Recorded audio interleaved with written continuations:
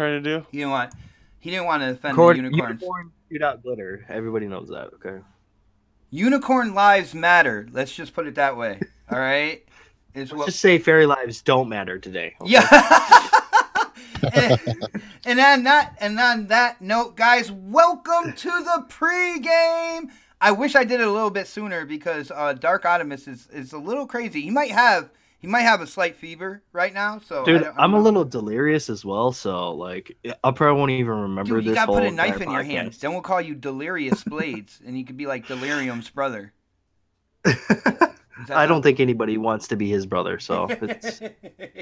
Shout out to Delirium Blades out there, man. Mr. Positivity of Xbox Live. Yo, guys, I was saying this before, and I think a lot of people saw it. Yo, that movie Bright on Netflix, it's been getting a lot of low scores and everything like that, but, dude, I just watched it, and I think it's freaking awesome, man. Yeah, dude, it's probably one of the best like action movies on Netflix that Netflix has done. Like, it's just it feels like a big budget blockbuster movie, you know. Dude, like they said, right in your home. It was like, I guess the director also directed Training Day back in the day, which was a great movie as well. No, he wrote Training Day. He wrote Training Day. So they said, oh, it was just the same thing with like orcs and elves, and it's like, well, not really, because orcs and elves make it different. Like, well, that's true. Yeah. I'm back. They play on the whole like racial thing, but it's interesting because they can talk about it because it's not one particular race that you can be set off with because it's all make believe stuff, right? So it's interesting for sure. Yeah, definitely.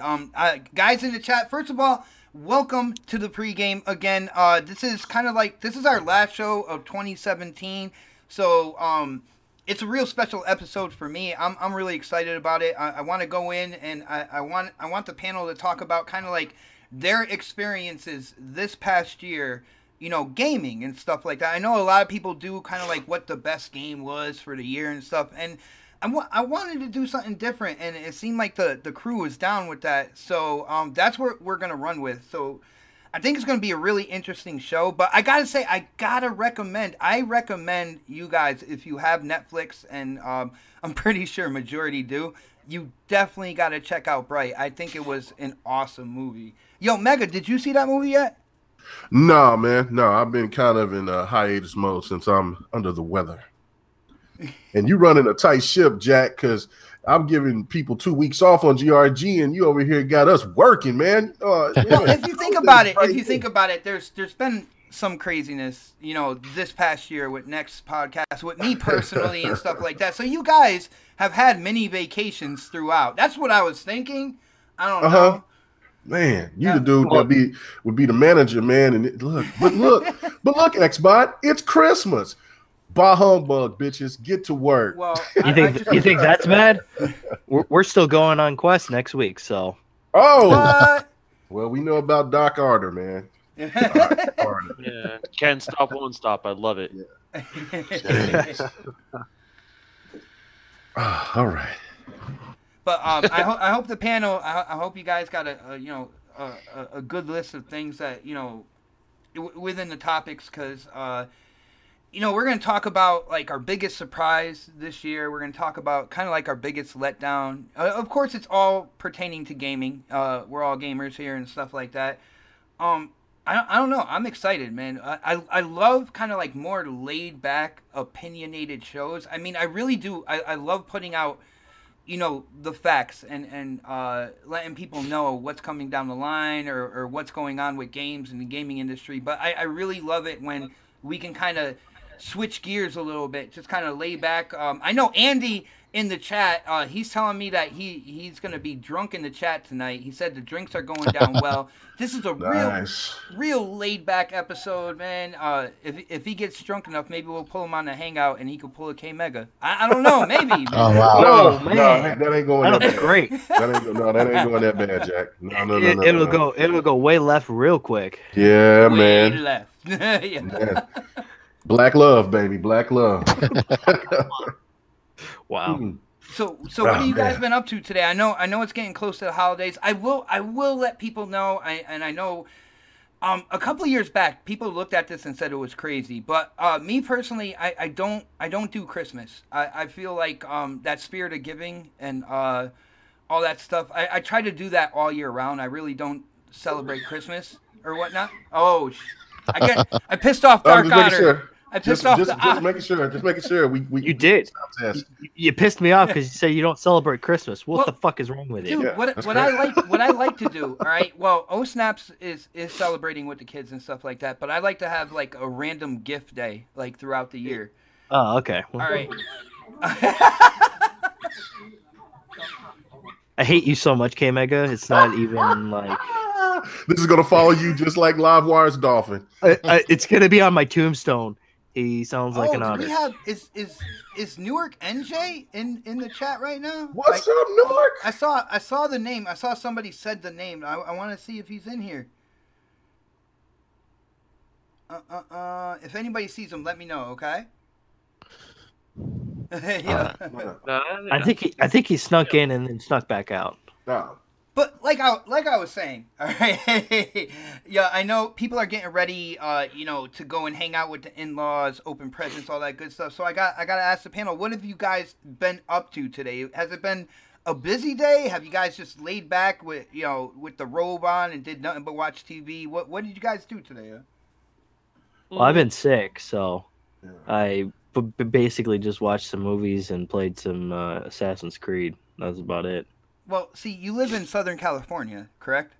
It's true. Don't they have like a store with a bunch of weird herbs and stuff like that you take, almost borderline like witchcraft that they swear by that you should take to feel better? You're talking about the millions of vitamin stores around? Yeah, man. I mean, they have those, but I mean, like, I don't take any of that shit. It doesn't ever help. Take that shit. It never helps. I mean, if I'm gonna die, I'm gonna die with dignity. Exactly. Dude, I know you are chewing on a root right now. I don't believe that. Yeah. You're chewing on a root and living in an igloo, and you're wondering why you get sick.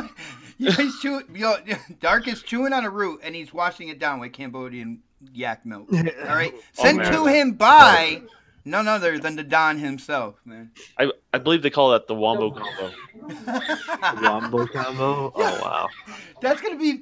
Mega's already setting up for his job, like, throughout the night. That's all he's going to be doing. He's not going to even talk tonight. He's just going to do that stupid fucking noise. Stick figure says vitamin weed. Yeah. I don't think weed helps with... I don't know if we're talking slang weed or actual, like, dandelions here, man. I just thought about that. Like, my first mentality went to roll it up, light it up, smoke it. But I'm not sure where. So dandelions is what you're trying to say. Well, when you started saying it, I was just like, is he talking about weed? Like weed? What are we talking about? Wait, you don't have glaucoma? Everybody in California has got glaucoma. Man. Yeah, I know. You know that. That's the secret. They got they got replaceable hips and shit like that. Oh, shoot, Marquise, what is going on, man? It is good to see you in the chat. K Mega's in the chat as well. I don't. I need to get my chat up too. Huh? Yeah, I'm saying, what's up, man? Space Cat in the house. What's up, Space Cat? Hi. Okay. Mega, you sound like you almost hurt yourself trying to get that high. Man. I'm struggling, man. I'm struggling. As for me, I went out and did some last minute Christmas shopping. Then my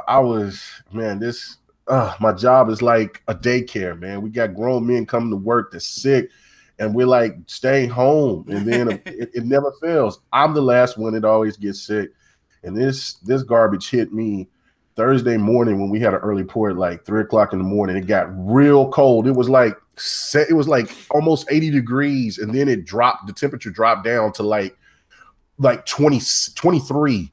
And like, it was like, what the hell? And then I've been ruined ever since, man. So I ain't did no videos.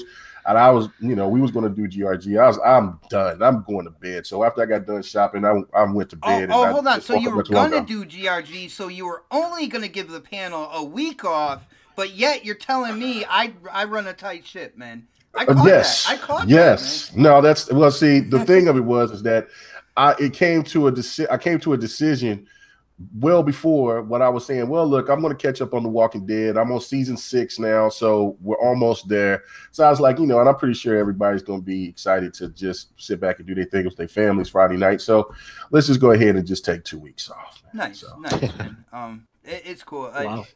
The community, man. If you check Twitter and everything like that, the community's been running around shopping, hanging out on Twitter. You see nothing but like happy holidays and all that good stuff all out there. The community is closer than ever before, and it's really cool. It's really cool to see everybody come together like this, guys. We have to come together like this like all year. Come on now. But I mean, as long as you don't cancel a game in like the first quarter, then I think I know, right? The Xbox crew will hang tight, and it's no big deal. So that's why I think it's a good idea not to announce anything right now. And I agree. Just let it roll. See, that's the professionalism of the Don right there. He brought it full circle right back to where it was supposed to be, man. I got to keep you on task, man. Keep you on task. Yeah, but I did get back on. I went to my sanctuary and turned on Forza 7, and I've been playing that for the last couple hours. I'm 6 races away from completing the campaign completely. 6 races away. I am proud of you, man. Like dedication right there. Yeah, I know you're into racing games and stuff like that, but I don't think I've seen you like this dedicated to like completing every single race in the campaign and everything like that, man. 6 away. Yeah. That's no 6 away. No yeah, problem, that's pretty good, dude. Just a breeze, man. No. This I'm saving the big one for last because I think that race is going to be like 2.5, 3 hours long. Oh yeah, I know which one you're talking about. Yeah, because I did 25 laps or something. Yeah. That's like 84 laps. It's ridiculous. But anyway, I think it's something like anywhere from there. I did the one that was 24 laps. That took me an hour, it took me 59 minutes and 59, almost an hour. Let's say an hour. But this next one I seen, I'm like, what the hell is this? It's like this is definitely a 2 hour plus race. So I'm like, I'm going to do that one last. But right now, I'm going to be just racing while we doing the podcast, man. Man, that's the game that keeps on giving, though. I love this game, man. The grind is real, bro. I haven't played a racer this hard since GT3, man. That's why I know this game is special to me, man. It's really special. Well, guys, I don't know if you caught Crossfire last night, but we did our what we thought was the game of the year, and there was a lot of different answers, but me and somebody who's kind of turning into a regular on the show, his name's Alan. We both agreed. Forza Motorsport 7 was the game of the year, in our opinion. When you want graphics, you want a complete game, you want a rededication to kind of like the campaign that we've known from Forza, because they came back with that campaign. It is serious, man. And then you get all the multiplayer. You get the leagues, you can just jump in and play wherever you want to play and stuff like that. That is a full-on complete racing simulator. There is no other racer that came out this year that is even close to what Forza Motorsport 7 gives everybody, man. That sounds very niche to me. Oh, my God. Oh, man. See, that's because you get around on like razor scooters and segways and California. No, man, segways. It's only segways. You know this. You should. You used to live in California, Well, no. When you get drunk driving, people get. It's a true thing. So when you get caught drunk driving, you're not allowed to ride a Segway anymore. So you actually have to be on a radio. You guys sound like, man. You sound like you're talking about my gameplay. I have a Grand Theft Auto clip where I'm taking a swig of whiskey, and then right afterwards it's Forza Motorsport 7. Like I tried to. Oh, that's great. Yeah, I try to do little things like that. I hope the people in the chat, like I hope the ones that really go in and watch the gameplay, I hope you notice I try to put like little themes in when I do my gameplay. I don't know about the rest of the panel, but that's what I do. Yeah, it's like a scrapbook of gameplay. Well, and what I did, since we're doing the whole 2017 thing, I went back into my gameplay and I tried to pull what I felt were some of the better gaming clips from this past year, and I put it into my gameplay. So my gameplay is fire. Probably number one on the list. Yeah. Well, I mean, Definitely it has gotta to be make one for this week. You're the host. It has to be It the has best to be one, top right? notch, man. Otherwise, I No, failed. not if I made everybody. one for this week. You would have failed yet again Oh to my goodness. what I would have thrown. I would have thrown some hot slingers this week, but I got the gameplay. I was just working and then just laying in the bed, Jack. So And you have this one on default.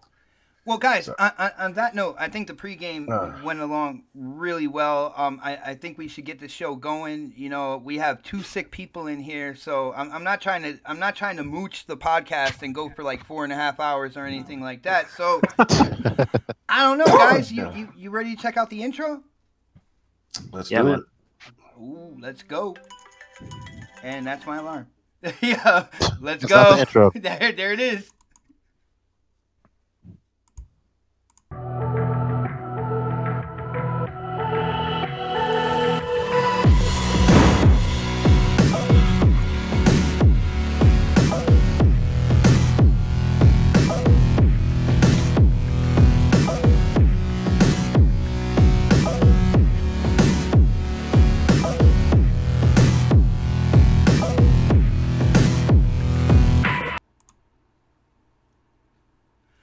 What's going on, people, and welcome to another episode of The Next Podcast. Tonight's episode, we are celebrating the end of 2017. I know it's a little bit early, it's before Christmas, but guys, you know, I'm going to give the panel next Saturday off. I don't even think they knew that until we got into the hangout today. So, yeah, we're going to take next Saturday off, so we have to come in with some fire tonight. And tonight it's all about our gaming experiences in 2017. So since it's about ours, it's about yours as well. So I really want to see the chat really get involved in our conversation and kind of put your experiences in the chat as well, because I think I have everything down pat here. I'll be able to watch the chat a lot more today. But we can't get into all that until we do the intros. And the first introduction, it's that man who seasons all the chicken dinners in PUBG, and that is why when you get it, they taste so good. I am talking about Predator. Hey man, what's going on? Glad to be back on the show. Yeah, it was a nice intro you did there, man. I like it. Dude, I think about them all the time. They're K-Mega, the Don, they are cemented, like they have their intros and everything like that. But you know, Pred, Dark, they are newer family members, and I'm trying to kind of like get everything together, man. So right now you are the PUBG professional in the community, so that's what I'm running with, man. Yo, I don't know, man. Space Cat, Mooch, and Assassin got on today, and Space Cat had to carry us the whole match, man. He did some work today. Oh yeah, he got like 10 kills. We got a chicken dinner. He got 10 kills. I got 2. Mooch and the Assassin were just kind of assisting. They got killed earlier. So. Mooch and Assassin, we're just kind of assisting. Like, we're gonna be in the house. If you need us, let us know, and we'll like stick our guns out the window real quick. I have to say, anytime we talk about PUBG, guys, you have not experienced that game until you have played it with Oh Snap, It's Mel, because it is a crazy experience. She has left me to die at least 5 times playing the game with her, and you should hear how she goes in, man. She is hardcore PUBG. It is hilarious. You guys you gotta play the game with her, man. But on that note, we're going to move on down the list. We're going to Mr. Ebola himself. He is under the weather, and that weather is Southern California. So it can't be that bad, guys. Yes, I am talking Dark Optimus. Hey, what's up, everyone? Yeah, I'm feeling under the weather tonight. Just, God damn it, K-Mega. K-Diva, you know, he's got to go in there with my, you know, my little outer sounds and stuff like that. I'm always happy to be on the next podcast, man. It sucks that I'm sick. I'll probably be saying shit that I don't even mean to be saying. So that's why I'm looking just get forward the show on the road. I'm like, I don't want you to, like, you know, I don't know. I'm hoping you have a high enough temperature that you start like hallucinating and saying some crazy stuff. But then you're okay after the show. I don't want you to be hospitalized or anything like that, man. I heard he's like on grocery store brand like cough syrup. Right? Oh wow. Grape flavor. Oh wow. Oh my goodness! Dude, that's great flavor. I'm disgusting. down. But on that note, let's move on down the list here. And I know your lights are flickering. It is about that time, guys. It is time to stand up, show that respect, kiss that ring. The Don. Man, people look forward to that intro every week. Yo, crap has me doing that. Oh, hold on. Oh. I unplugged my headset. Crap has me doing that, like in Crossfire, like before we go live on Crossfire and stuff like that. So it's kind of weird, man. Yeah, I'm not even there, and they make you do it, right? So, man, I'm glad to kick off the end of the year here. It's been a great year. We're just playing games like nonstop at my house, and so it's nothing but smiles over here at the Dawn household. So. Yeah, let's do next. Beautiful. Nothing but smiles and smoked meat at Don's house is pretty much what's going on. Oh, the smoked meat is out of hand right now. It is completely out of hand. Nice, man. And of course, last but certainly not least, he is the first person I asked to do a show with, and he is coming live from the 405. He is also under the weather, and where he lives, that could be serious. Yes, I am talking my brother K Mega. What's happening? What's going down? And for what you were saying about the Don, and everybody wants to hear that, all I have to say is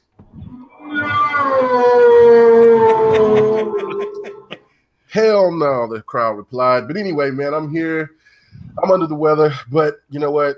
There's no way that I'm gonna leave my brother on the side, man. I love being here, and like Bot said, man, you know what I'm saying? We came into this together, and we're going to ride out together with it. Yeah. So you glad to have a panel, and everybody have a good one, man. I hope everybody's ready for Christmas or holidays or Hanukkah, whatever the hell that y'all celebrate.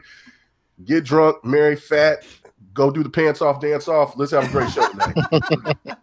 Oh, wow. But make sure you have the Santa hat on, man. Pants off, dance off, Santa hat on. Yeah, you're good. But Mega, are you up to talking about that first topic that we were talking about? It had to deal with Transformers and Korra.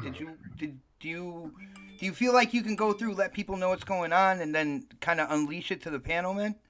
I mean, I can. I can. If, and then we'll let you sit back for a little while. You can relax. Okay. Okay. All right. Ready to go. You ready? I'm ready. You ready? Okay. Yeah, I'm ready. All right, let's go.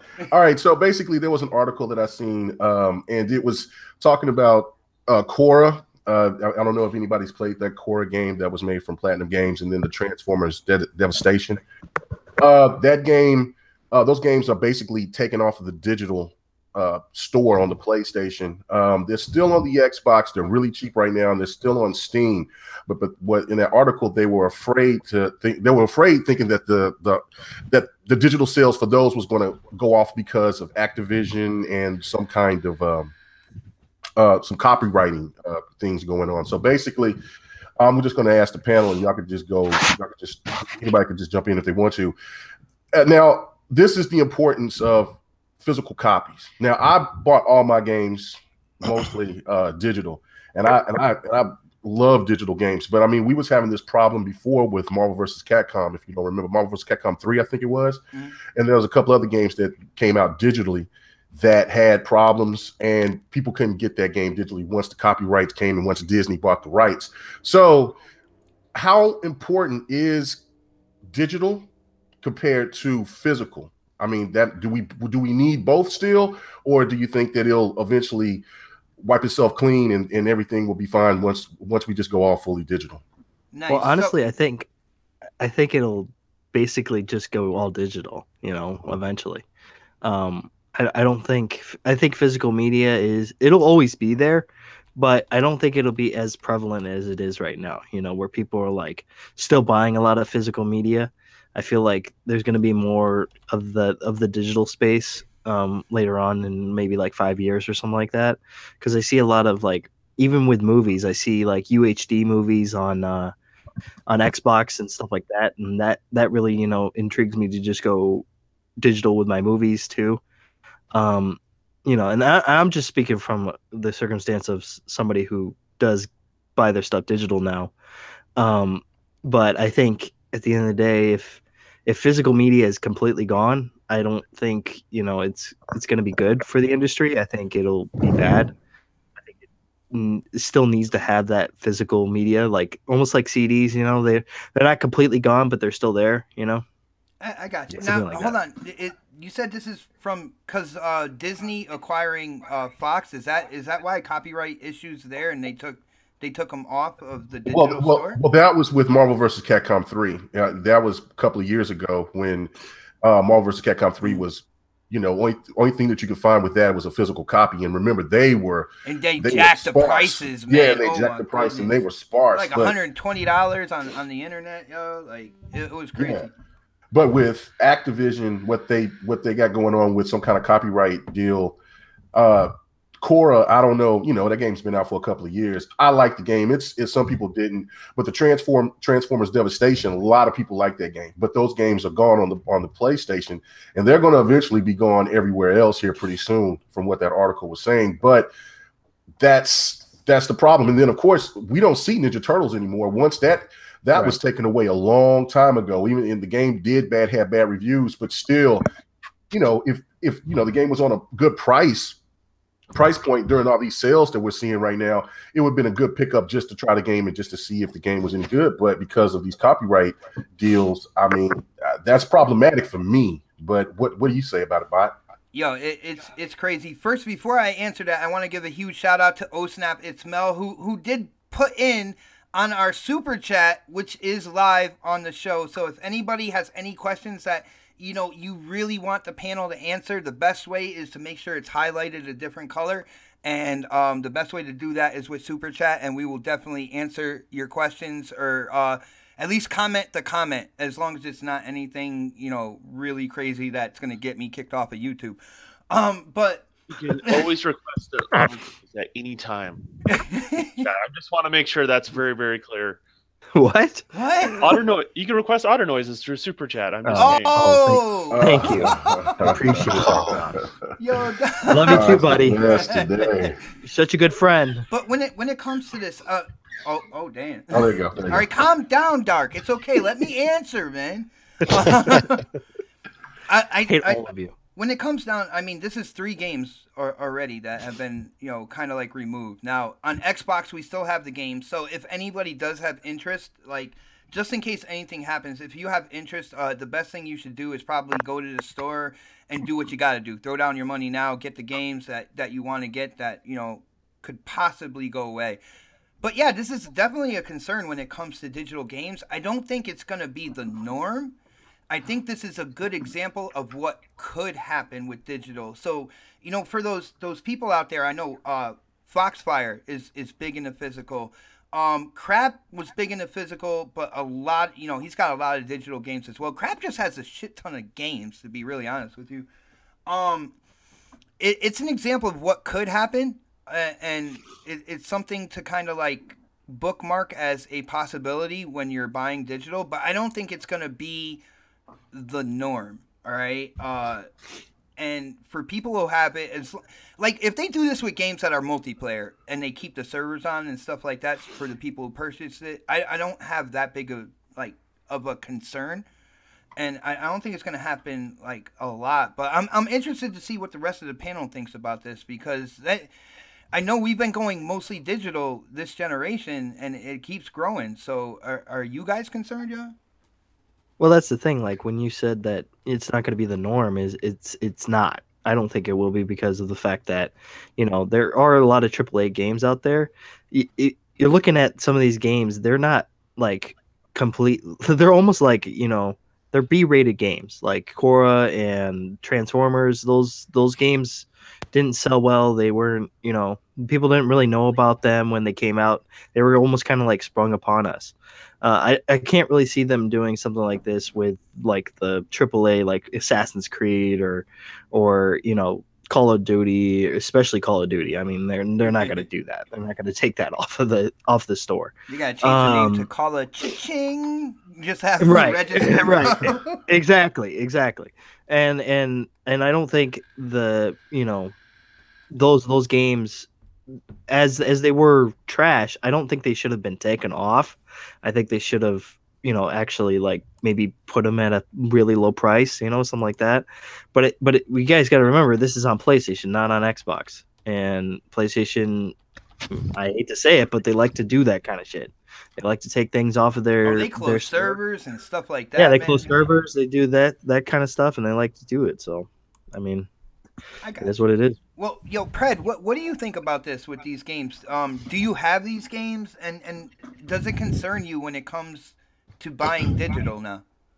I don't have either one of those games, and like someone mentioned earlier, it's not the norm. It's just something kind of an anomaly, I guess. Yeah, the person who mentioned that is a really, really smart gamer, by the way. I just want to throw it out there. Like, you made me lose my train of thought. So I think when it comes into play, if they start doing it with other games, like the games we're playing now, like the Destinies or like the Ghost Recons or the Call of Duties and stuff like that, where they start closing servers and doing that kind of shit. But like right now, it's not really a big issue because it's with games that most people don't even care about or have at this point. So it's not a big deal. I'm a digital guy. I do buy physical copies of games that I know that I'm kind of like on the fence about. Or like those yearly sports franchises, I've decided to get those digitally because I'm not going to keep them when the next one comes out. I just don't have a need for them anymore. Even though I do enjoy my digital library and enjoy having them there, it's just there's games you're just never going to touch it, and I know what games those are when I pick them up. So not an issue to me, I guess. It's not a big deal. I got you, man. Let's get to the developer here and see what he has to say. So, Don, what do you think about this? Being that you're making your own game and stuff like that. So I'm not sure if you're thinking about physical, digital, or whatnot. But does this concern you in purchasing digital after hearing these games are just kind of like disappearing? Not really, because we're talking about initial purchase right here. We're not necessarily talking about your ability to install the game, that sort of thing. So, because when you own a license, you own that license. They actually technically can't take that away from you, unless there's some sort of weird thing. You hit a button and you agree to some sort of weird agreement. It's pretty hard to take games away. So that's why it doesn't like concern me unless they have a really, really bad contract and they make you sign something, basically by hitting the A button, you would agree, too like much A button, too much A button. Like a terms of agreement sort of thing. Outside of that, they really can't take it away. They really can't take it away from you, right? So it's not a overly huge concern. I mean, it's been a concern of mine that, I remember when growing up, I was always, doesn't matter, the whole entire generation, if there was a game that came out, I was able to buy it physically at a store, right? Always able to buy it, right? And now that I noticed in the 360 and PS3 era that there wasn't the case, like maybe the game was relevant, like hard copies, new for maybe a year and a half, and that was it. And it was really hard to find physical copies unless it was like used at a store. So it has changed quite a bit, the landscape on both hard sales as well. I don't think people realize that. Like, you can't always buy whatever game gets physically released. You can't just go into Walmart or Target or GameStop and just buy whatever you want if something's like 2 years old now. You know what kind of concerns me is the fact that if K Mega didn't share this in the DM, I know it was an article, but it's not something that all of like gaming media is talking about either. And it seems like at the end of the day, the gaming quote unquote industry and that the media is part of that. They kind of like either want or promote us to go digital. So anything that would kind of put the brakes on that a little bit, I'm not sure if the big gaming media is going to talk about it. What do you guys think about that? I don't Well, think the they're only really thing, that interested. I don't think they're invested in that sort of way. no, they're not. If it's not, I'm talking about PUBG and how it runs on the X. I mean, that's. I mean, you know, they do stuff for clicks. They don't do actual true news anymore. You know, when you want to really look for it, you got to dig into reading it. But hearing somebody make a video and you know, and it's on the know or something like that, it's not going to be there because it's all going to be about clickbait. But as for me personally, it's not so much about those particular games because I have both games, but it's about all the things that we're seeing here lately, like you know, Disney buying Fox and all these huge mergers that's coming on right now, and what that will do for licenses for games that might be under another contract for another company, and you know, would they want to scrap that, change that, get the developers out and then start fresh or things like that, and to me that takes away the you know, the mystique of what you know, a person might like with these older games. I mean, it kind of takes away the older game factor. That's not so much about the new games because they're already licensed and ready to go. But for older games, I think that could hurt.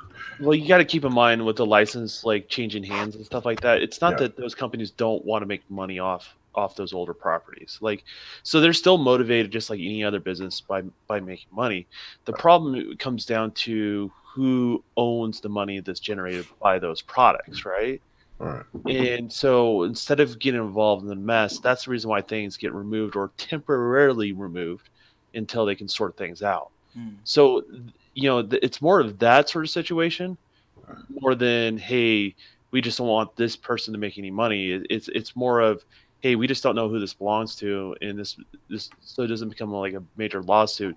Usually the person that's selling off the property just kind of stops the sales of everything and then puts it in the hand of the new ownership. So, you know, most of this stuff that we're probably talking about it's going to sort itself out. Like, I don't think it's going to be a big issue, but the important thing is to have the conversation. You guys are bringing it up, and you don't have these news outlets doing the homework or talking about it. I'm giving you some sort of insight to what's going on, but you know, gamers have concerns, right? And you guys need to be able to express it, and you need to be able to, you know, have this conversation and see what is really going on and how it does affect you guys. So I think that's where the real issue is. The conversation is not happening, period, except for here on Next and maybe a few other podcasts you find out there. Yeah, so that's exactly what I was saying. Like, when it comes down to it, you know, Mega found that article. I didn't even know about it. And Mega, when it comes to like these mergers that you're talking about, I mean, this is we saw what Disney did with Fox, and that might just be the beginning because a lot of these companies they're trying to kind of like compete against the quote unquote internet companies like Amazon and stuff, which is why Disney did what they did. Is to kind of make them more viable as a competitor to Amazon. Amazon has their sticky little fingers in absolutely everything.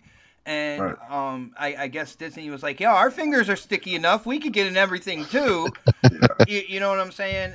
And so as that competition increases, you know, like you said, even the newer games that have certain licenses now, you don't know what company is going to merge with what company in the future. And that's why I thought this was a really good topic.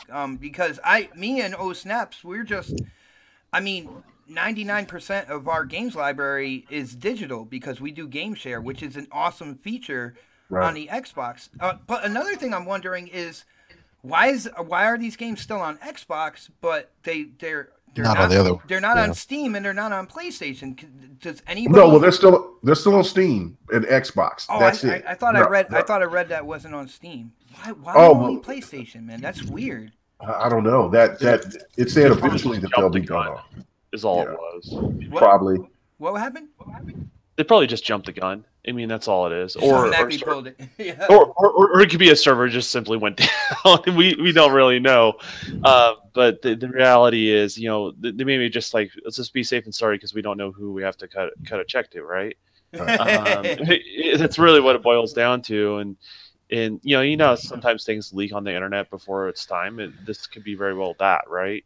So we'll see how it goes. I don't think it's as big of a deal. I mean, but it's important to talk about, right? Yeah. Because when you don't have the conversation, then your imagination gets the worst of you. When everybody really starts talking about it, most of the time it's too late. Then you know what I'm saying? Right. Exactly. Right. Yeah, and that's the only thing about you. I brought it up is because to me it brings up the situation that happened with Star Wars 1313. Once that got bought out by Disney, then LucasArts was like, can't. Well, Disney was like, no, we want to go another direction. And now you see what I'm saying? Yeah, and now you got loot boxes. Even I like Battlefront 2, man. I really do. But the thing of it is that it's just a concern about older games for me because a lot of PC fans, they get, when they start thinking about digital and physical and things like that, it trips me out because they complain because they like digital, but everything on the PC is mostly digital. Yeah, I don't know. So I don't know. It's a trip to me, but I do feel that they need both in order to keep them honest. Because if you just go straight all digital with everything, then you might have more older games go away. And I know people like Mooch and others don't care about nostalgia, but a lot of gamers do. I mean, we wouldn't have YouTubers that just show older games and have retro channels everywhere. Yeah, retro channels. So it's very important. So I just thought it was something just to talk about, just to discuss. Well, I don't think physical is going to go away either. Like if you think about it, I mean, one's going to become more popular than the other, right? But if you look at physical, like it represents a space in the store, right? And for all these brands, and otherwise you just have a piece of hardware in a little corner of the store. Like it just doesn't have the presence that's necessary to sell that stuff. So physical is always going to be around because they kind of need it for selling people on products. It's hard for like people buying gifts for games. You can follow someone on Xbox Live and gift someone a game. It's easier just physically go into the store and buy a game, right? And hand it off as a gift for the holidays. So, I think physical is never really going to go away. It just won't be as popular a medium, and I think it's very important, even though I prefer digital. So, I got you. And I gotta say, bravo to Dark Optimus for putting in Witcher 3 gameplay on his gameplay. Freaking, I don't have the game. And everybody has been talking about the 4K enhancements to the game and all that good stuff. So that's actually 1080p 60. Oh, so you're doing performance? Yep. Nice, man. Best game this generation, bro. You got to get on that, dude. I don't have 500 hours to spend on. Yeah. I say that, but I spent like 3 months in game on Halo 5. But Dark Optimus is all about the performance. That's why he wears Lycra shorts when he games. Romper. It's true. He's not wrong. I mean, dude, I gotta ask Daz in the chat. What are you talking about? A pallet of beer, man? He said he's gonna have a pallet of beer. I don't know if that's like. I used to work in a warehouse, so a pallet is like that wooden like skid thing that's on the ground, and you stack it up to like shoulder. I think that's what he meant. Yeah, I think that's what he meant. But I have to say, Bot, your gameplay this week is fucking fire, dude. You like it? Yeah, dude. Nice, man. Wait, because we're gonna have 2 weeks off. There's a lot of games that I haven't played yet, and I still have to give the chat what they have been asking for, and that is Gang Beast gameplay. Guys, I have not forgotten. I am waiting for O Snaps because me and O Snaps, we stream that game, and it is a lot of fun to stream that game with her because I get to beat the crap out of her, and no charges are pressed or anything like that. So, real quick before we go on the next topic, just a quick question, maybe a quick observation. But now that typically when I buy physical copies of games, it's for a gift for somebody that buy off Amazon. But like, do you guys think like the game gifting is gonna kind of help the whole digital thing along the lines of like it's a little bit more than buying physical? Because I game gift now for people who play Xbox versus buying. I think it's going to help sway a lot of people, and I think that's why they did it. Basically, you gotta remember when it comes to Sony, Xbox. I can't say the same thing for Nintendo because Nintendo, I don't know, they're over in the corner sniffing glue somewhere, but they're counting their money still, so whatever. But when it comes to Sony and Xbox, they eventually want to go streaming service. Like I have been saying this for like 2 years now, and people have been calling me crazy. But if you look at what they're doing slowly and what they're kind of inching towards, and now we have Game Pass. And of course, we had um, was it PS Now Yeah. that came out first. And Let- they eventually want streaming service. So anything they can do to get you into a more digital kind of like mentality, that's what they're gonna do leading up to a service. It's what they want to do, guys.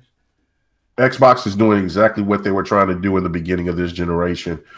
But this time that they're doing it slowly and everybody is complying because they accept it for what it is, especially with EA Access and PlayStation Now, Game Pass, all of these things right now. And maybe if Xbox went about it like they're doing it now, then maybe the ghosts of 2013 wouldn't have happened. You know? Yeah, well, you can only incentivize customers. You can't force them to go a certain direction, right? So, like, they're incentivizing people, and this is the reason why me and Bot are on two different sides of the whole streaming service. I don't think you can incentivize enough for streaming to be a viable option for the majority of the gamers who are out there. I think there's a small percentage of games like I know a lot of people got Game Pass, man. A lot of people got Game Pass. But they still require physical hardware, be run physically on a box that's under your television, right? Mm. So, like, you can't say that you don't see that as like an entry level into eventually going in. Like, you can't. There's too many roadblocks. That's the problem, right? It just doesn't work for certain games, and that's the thing, right? We complain about latency, and you get people arguing about frame rates over online, right? And guess what? Streaming has tons of latency issues, but the fastest internet on that I can get here in the United States, Google Fiber, right? I've played Sony's version of streaming, which is one of the best, actually. Just give them credit where credit's due, and it's still just a laggy mess in regards to that. So I think it does work for certain games, but games that are basically the input is sensitive, it's not going to happen. People are looking for the best quality. People are like buying X's. They're not interested in streaming their content. No, not right now. I'm not saying they're playing. I'm not saying like 2 weeks from now, Microsoft's going to be like, all right, guys, with full-blown streaming service and stuff.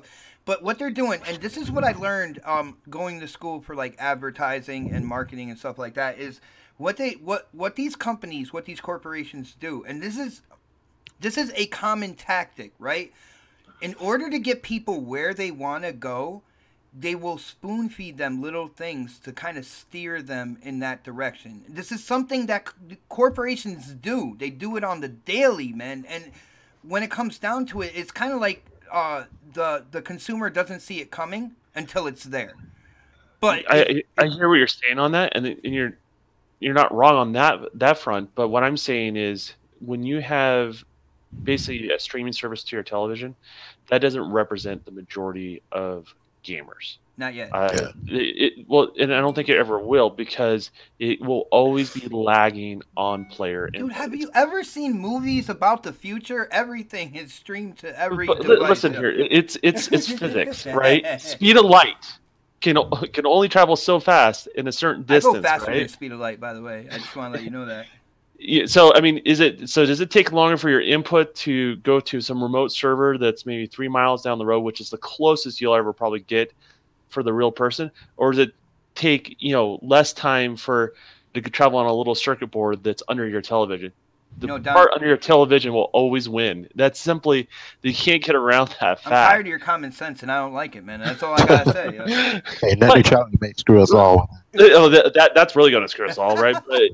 But I do believe it's going to expand into more casual markets where I think where Bot is right is with the more casual markets where player input is not as essential.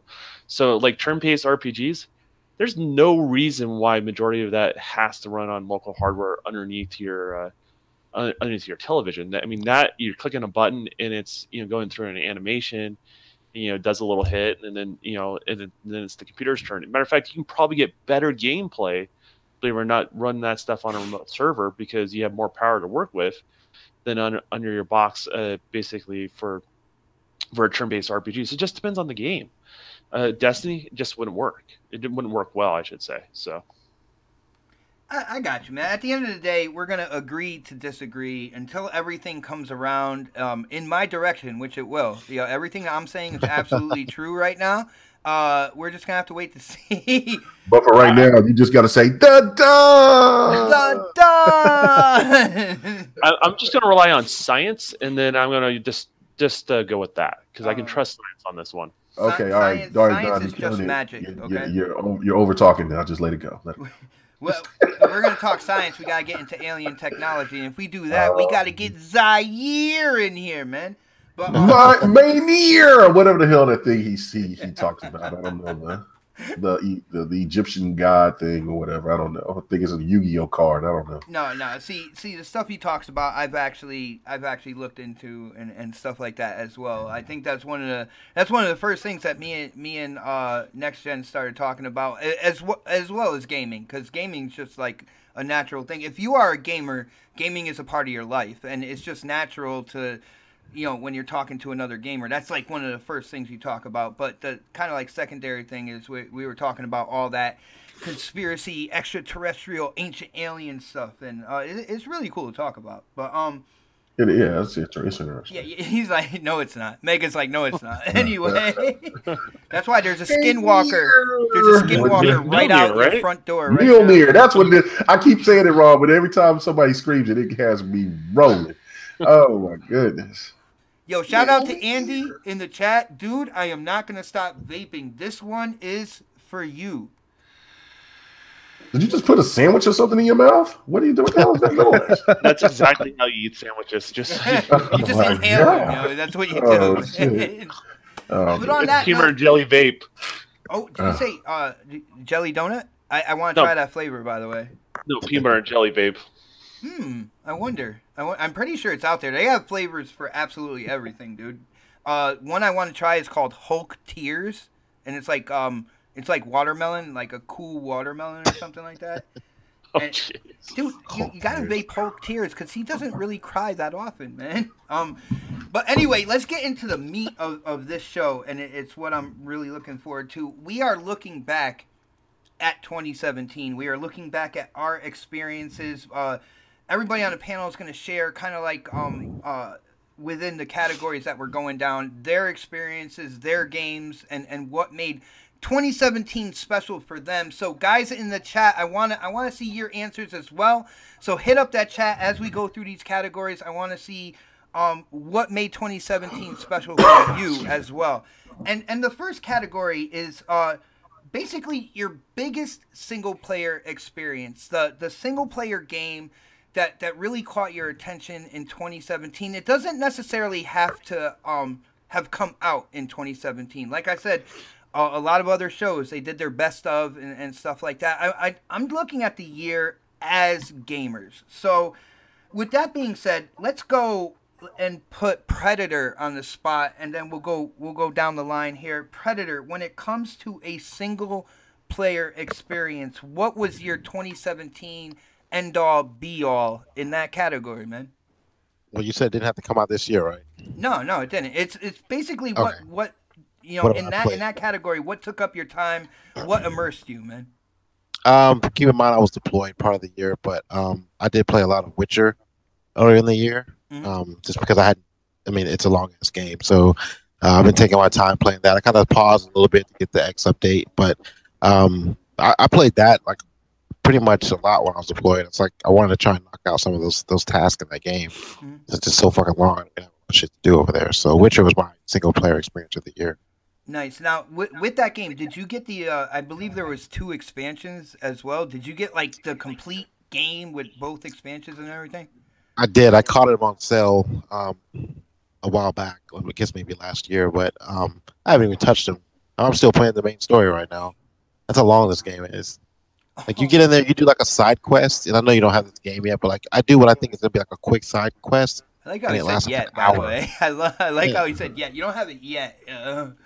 I think you said something about getting it later, but yeah, man, it's like those side quests, dude, they're so long, man, and they're not like 5 minutes here, just run over here, catch a fish, and bring it back. They're like long ass quests, and there's so many of them in the game, and like you kind of get you try and follow the main story, but what ends up happening is you catch this side quest and you get distracted, and next thing you know, you're off doing other shit you shouldn't be doing. You got to come back to the main quest. It's an amazing game. So, like I said, I saved a lot of it for the X update.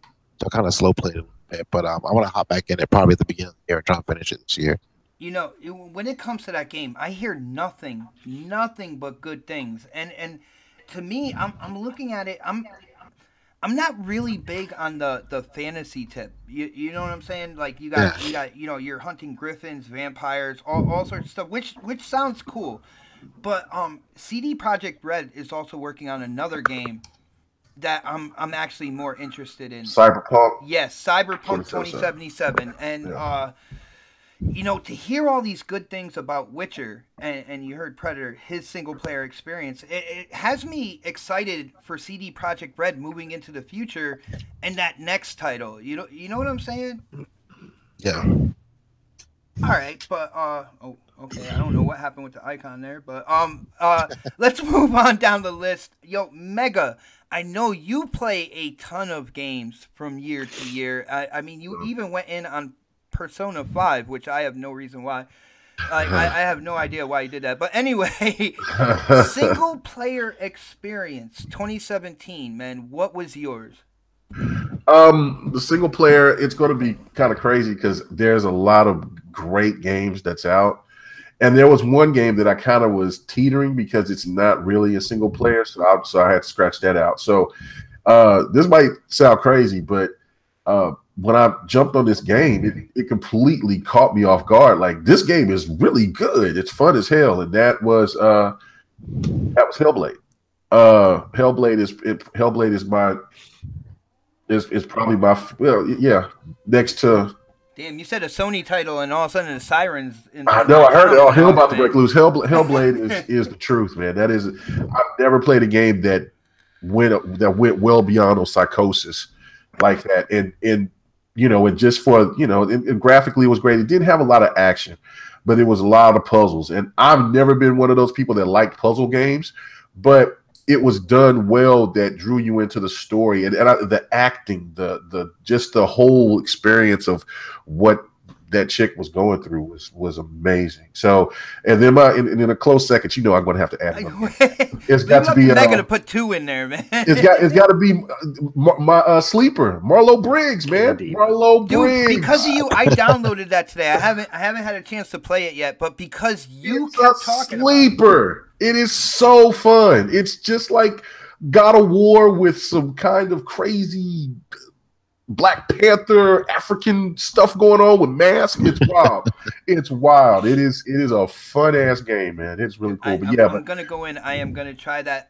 Dude, when it comes to Hellblade, I wanted to ask but I got Hellblade on the PC, so I should. Well, I want to ask you a question about that because it's known for kind of like you know, being almost like a AAA experience without the AAA budget. And my biggest issue, or my biggest kind of like concern for that game, like with it being a shorter title, I'm figuring the story just kind of falls off at the end. Like the ending is just kind of like a cliff, and it's just boom, you're done. Without any spoilers for anybody who's playing the game or you know, thinking about picking it up, does it seem like that with that game? At the end of the game, do you feel satisfied that a whole story was told and like you have a complete game on your hands? No, but it's what's the compelling part about what's going on within the game itself that brings you into like this climax, and you find out what's going on, and you're like, what? Huh? And then, you know, it's kind of like, okay, what was that movie? It's not as tragic, but I don't. If anybody's seen The Mist, that movie, the remake was sick. If you've seen The Mist, it kind of got that feel to it, like, no way, what? And so I enjoyed the game. I you know, it's just one of the things that caught me off guard for what was going on in what's going on within the game. Not so much about the ending, because there could be plenty of games that people like that love their endings, and I don't like them, and vice versa. You know what I'm saying? #SaveLock. And so it's so it's one of the things where stop it. And so that's why it's my favorite game of 2017 so far. But you know, if I think easily if it wasn't that, it was going to be that game, it probably would have been Shadows of War. But I haven't got enough into Shadows of War to put it in that nomination. Actually, that was in the chat. Somebody put Shadows of War is their single player experience. Yeah. And in the chat, I want to give a huge shout out to my gaming sister Luca, who said meeting all of us, the gaming community this year was the her best moment of 2017. Kind of, yeah, it got me a little misty eyed real quick. That is awesome. What is going on? Tony Ray, he said, "What's up to everybody?" Yeah, Abacab is telling everybody that smack that thumbs up button until it breaks. So awesome, huge shout out to him. Moving down the list here. Let's before you do that, there was somebody that Andy Mack said, and he said Hellblade would sound great with Dolby Atmos. It does, because if you have it on the PC, you can have Dolby Atmos hooked up to your PC headphones. It's a creepy ass game, Jack. When you hear the voices, I'm coming for. What are you doing? I don't know. It is quite like, what the hell? And then you hear noises and shit running around. Oh my goodness, that was way too creepy. Yo, K Mega whispering to everybody is something that I hope you don't think about when you go to sleep tonight. Penis demon, it's coming for you. Dark Order. Touch it. Wow, this show is going downhill very fast. Very clear. But on that note, anytime somebody says, "Oh shit," I am going to take a vape. Man. By the way. See, there we go. Oh God. But yeah, let's move on down the list. Let's hit the Don. I know you're big into multiplayer. I know you've been on Gears in terms of multiplayer. Of course, Forza. You were on Destiny until you abandoned ship, which I'm still mad at you for, by the way. But single player experience, man. 2017. What was yours? I can almost say Destiny because that wasn't really a multiplayer experience for me this time around. but all jokes aside, it was Assassin's Creed Unity, hands down. That game, I have a hard time sometimes getting into a single player game these days, just because you hop in a party chat and you're like, man, I don't want to play a single player game because like it kind of ruins the experience, right? When everyone's kind of going off and you're trying to listen to a story, so. Assassin's Creed is the one that pulled me in this year, and I love it. I don't know how I forgot that game. Man, I don't know how I forgot to mention start to finish. It definitely brings joy to me that K Mega liked Hellblade. I remember talking about that after GDC. I told you guys don't sleep on that game, and then K Mega did it. And I'm glad he enjoyed it. But didn't I tell you way before Sony guys? Yeah. Way before all your Sony friends. Like I'm like, dude, don't sleep on that game. Dude, go check it out for sure. Yeah, I remember that. You got in a party chat and you were just like, dude, don't sleep on it. I was like, okay, I better pick a great game. Yeah, but that being said, though, Assassin's Creed from start to finish, that game was just well polished. Hold on, you said start to finish. You beat the game, like side quests, everything's all done. Yeah, all the side quests are done. About how long did that take you? Do you know? It didn't take that long, really. In regards to that, looks massive, man. Not Witcher 3 massive, but massive. So the way that I would describe it is like Witcher 3 light. Like in a lot of ways, like the combat is kind of clunky a little bit, like Witcher. I'll be honest with you. But the side stories are not so long, but they do have like at least meaning to them, if you know what I mean, instead of just like meaningless side stories. It really draws you into the world. The side stories, like what are you actually in this world in Egypt, and because you're not quite an assassin yet, and so it sets all the premise for all that sort of stuff. It's really good. I don't know if I've done every single side mission, but I did definitely all the way through the campaign. I would say probably like 80% of the side missions is probably where I'm at right now. I got to ask you a question. Yeah, I'm playing through the game. I'm kind of like earlier stages. Like I'm getting into more multiplayer, and my year has been a lot of multiplayer. But when it's all said and done, the thing I liked about Assassin's Creed, the thing that made kind of like the Assassin's Creed with Ezio. My favorites is kind of like that sci-fi alien aspect to it. kind of like under, behind those closed doors, man. Yeah. You unfold kind of like this whole alien thing. Does this one do that? Because like I'm a little scared that I'm gonna be disappointed at the ending. It does. It sprinkles it a little bit throughout the game. Okay. Which is interesting. It doesn't dive too far into it, but it gets you an idea why the origins are in Egypt themselves. If that makes any sense. So if you think about things like pyramids, and we're talking about space alien theories and things like that, it brings a new dimension to what people think about the pyramids and stuff like that. So I mean, but it sprinkles it throughout. It doesn't overbear it, right? Like it gives you a hint, like that there's something a lot more bigger than what you're involved in. Yeah. That's there, and it does the right thing where they kind of dangle the carrot just far enough out from you that you can't reach it, but it keeps you interested, and they don't explain too much, Dude, right? Because anytime I dangle a carrot, people press charges. But that is true. Yeah.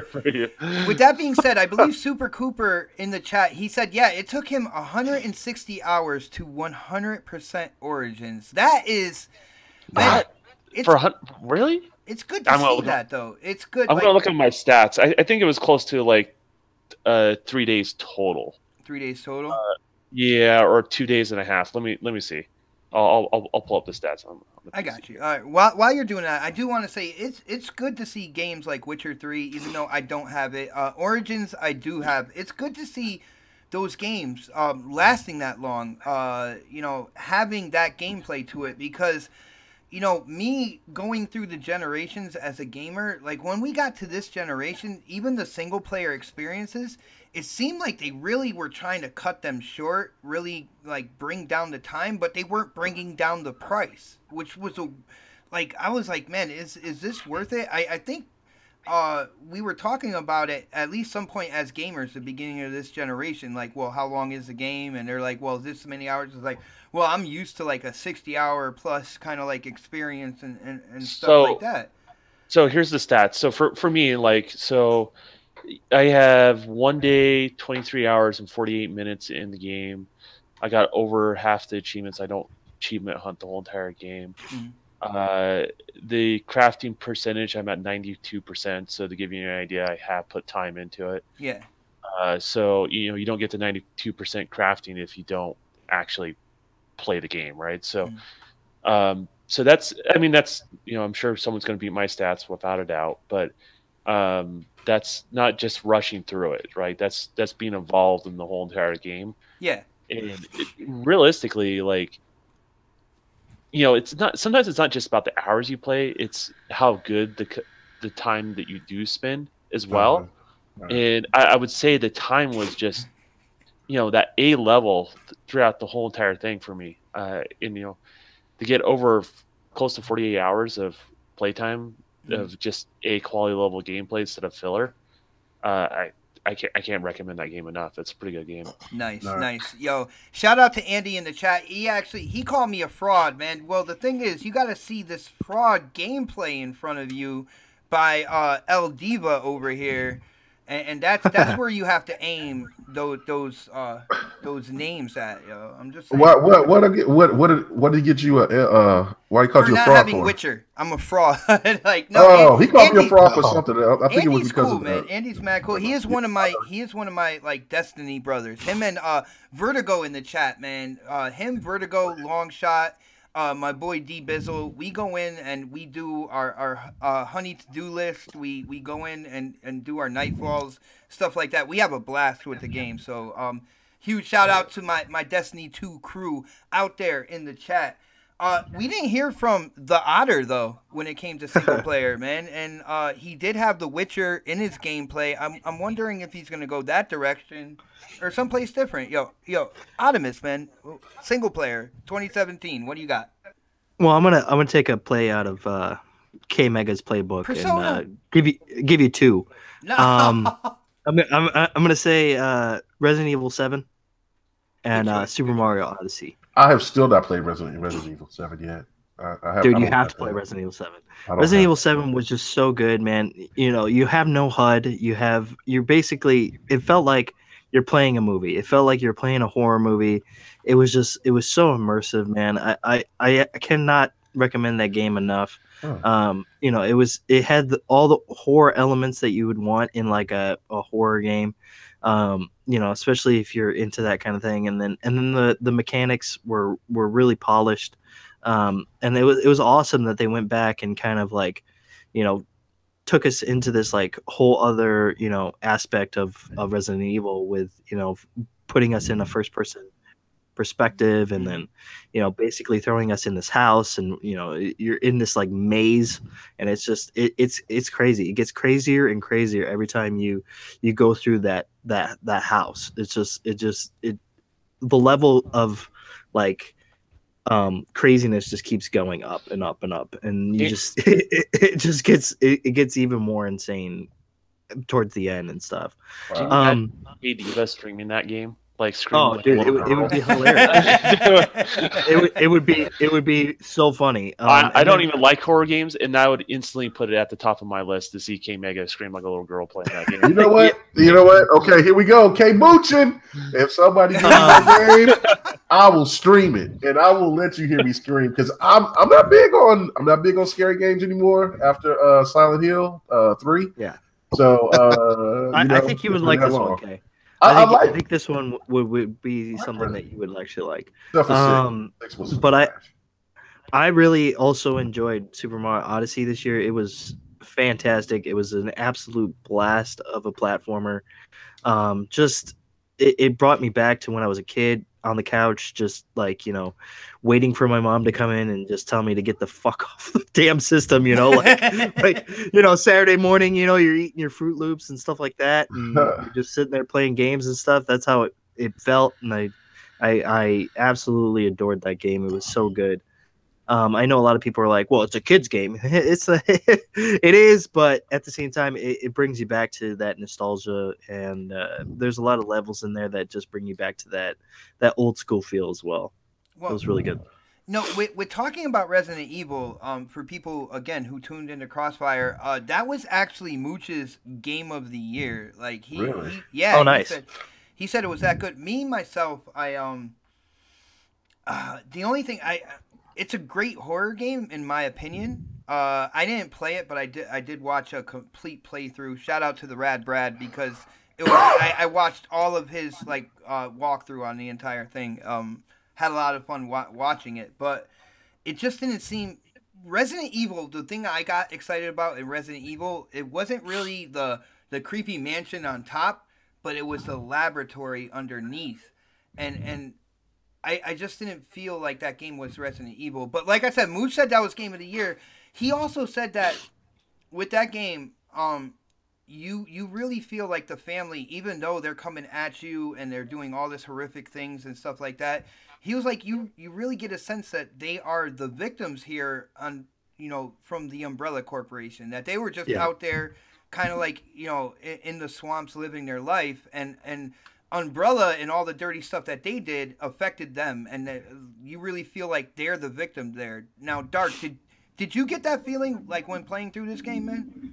Yeah, man. I mean, I felt like it was a you know, very A-grade you know, movie. If that's what it felt like. It felt like a horror film that just goes beyond any other horror film. You know, it just if there was a horror film of it, that would be the game. You know, that would be that game right there. It would just the horror elements in it were just so good. You know, it just like you go around a corner and the fucking grandma's just sitting there like staring at you. Like it's like it's creepy. You know, it's just creepy, dude. She's sitting there in the fucking chair like with her head dripped over. Like, yeah, exactly, dude. And then that's creepy. And then, you know, honestly, I don't, you know, I don't know. I know you watched like entire like gameplay of it, but I would say give it a chance and go and play it, because I think you would have a definite like different perspective than I think most people would, because you saw the gameplay and then you went back and you're playing it. you might actually enjoy the game more because of the fact that you've already seen what entails and stuff. See if I I don't know. still jump and everything like that. Like once Yeah, you, see if you still jump. Yeah. because once you put the controller in your hand, even if you've seen the game, like you still Yeah. it's a different experience. I definitely understand that. Yeah, and that game is so immersed too, man. You know, with the no HUD thing, it was just like that. Well, that was perfect that they added that in there. Yeah, You know, those no little HUD, subtleties, man. no map, no nothing. You know, you're in a movie basically. I still love how your hand or your arm gets kind of cut off and like Yeah. how they put it back on, and then to heal yourself, you're just like pouring like fucking liquid on it. Like, Yeah. we're all good, man. It's completely ridiculous, but it's awesome at the same time. You know, it feels very Resident Evil. You know, in a way of like just Creepy. ridiculous, but yet it's creepy. Yeah. Nice. But with that being said, Xbox, and that is our preferred console on this panel, it's about the multiplayer, man. And I really want to hear, in terms of this year, 2017, the panel's multiplayer experience. And so we are gonna start. Let's start with Mega on this one, man. Like I said, Mega, like he has a huge list of games to go and kind of file through. He he plays on Xbox, dabbles on PC, and stuff like that. So Mega, what was the game that was like your multiplayer experience this year, and why? Oh man, you know, it's multiple, but I'm gonna go ahead and say, wow, jeez, man. Okay, It's You'll tough, say it. man. You'll say it. I'm gonna go ahead because there's so many, but I'm gonna go ahead and say PUBG.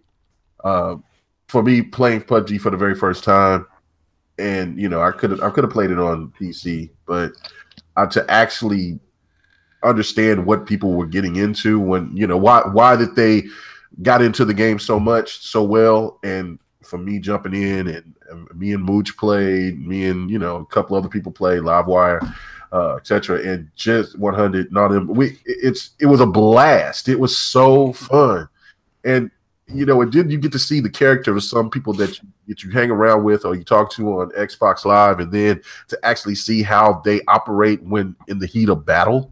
It's insane. So there's a lot of games that I've had a lot of fun playing online, but that's a truly intense experience that I love. I like it, and damn it. And you know what? You know me, I've got to do another one.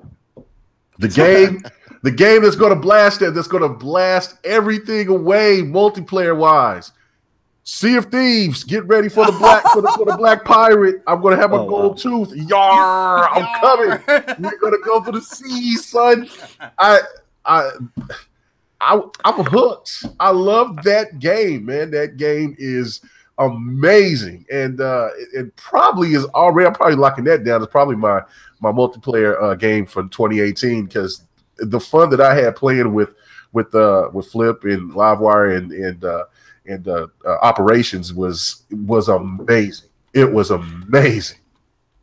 I mean, I'm just gonna get that game just so I can kill K Mega. I'm not gonna lie. I had a feeling K Mega was having a funner time than the rest of the. K Mega starts getting really bossy. Is funner a word? Funner time? I don't know. No, dude, you were so bossy when you were playing that game. It was ridiculous. I was the navigator. You gotta have me to be the navigator, right? Because I can do the boat.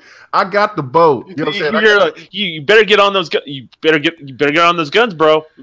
Get on those guns. Yeah, because there was people out there waiting for us, man. They was going to take a loot, and I'm like, man, get your ass on the gun. Stop running around. Get your ass on the gun. It's about to go down. I'm like, man, I'll straighten the boat so where if they come around this way, we're gonna light their ass up. We got people going. We just make a plan, because we seen them way at the seas, man. Like it works. It works. Hold on. Tony in the chat, we are not spoiling anything. What he has played and what we have all played is only 20% of the actual game, man.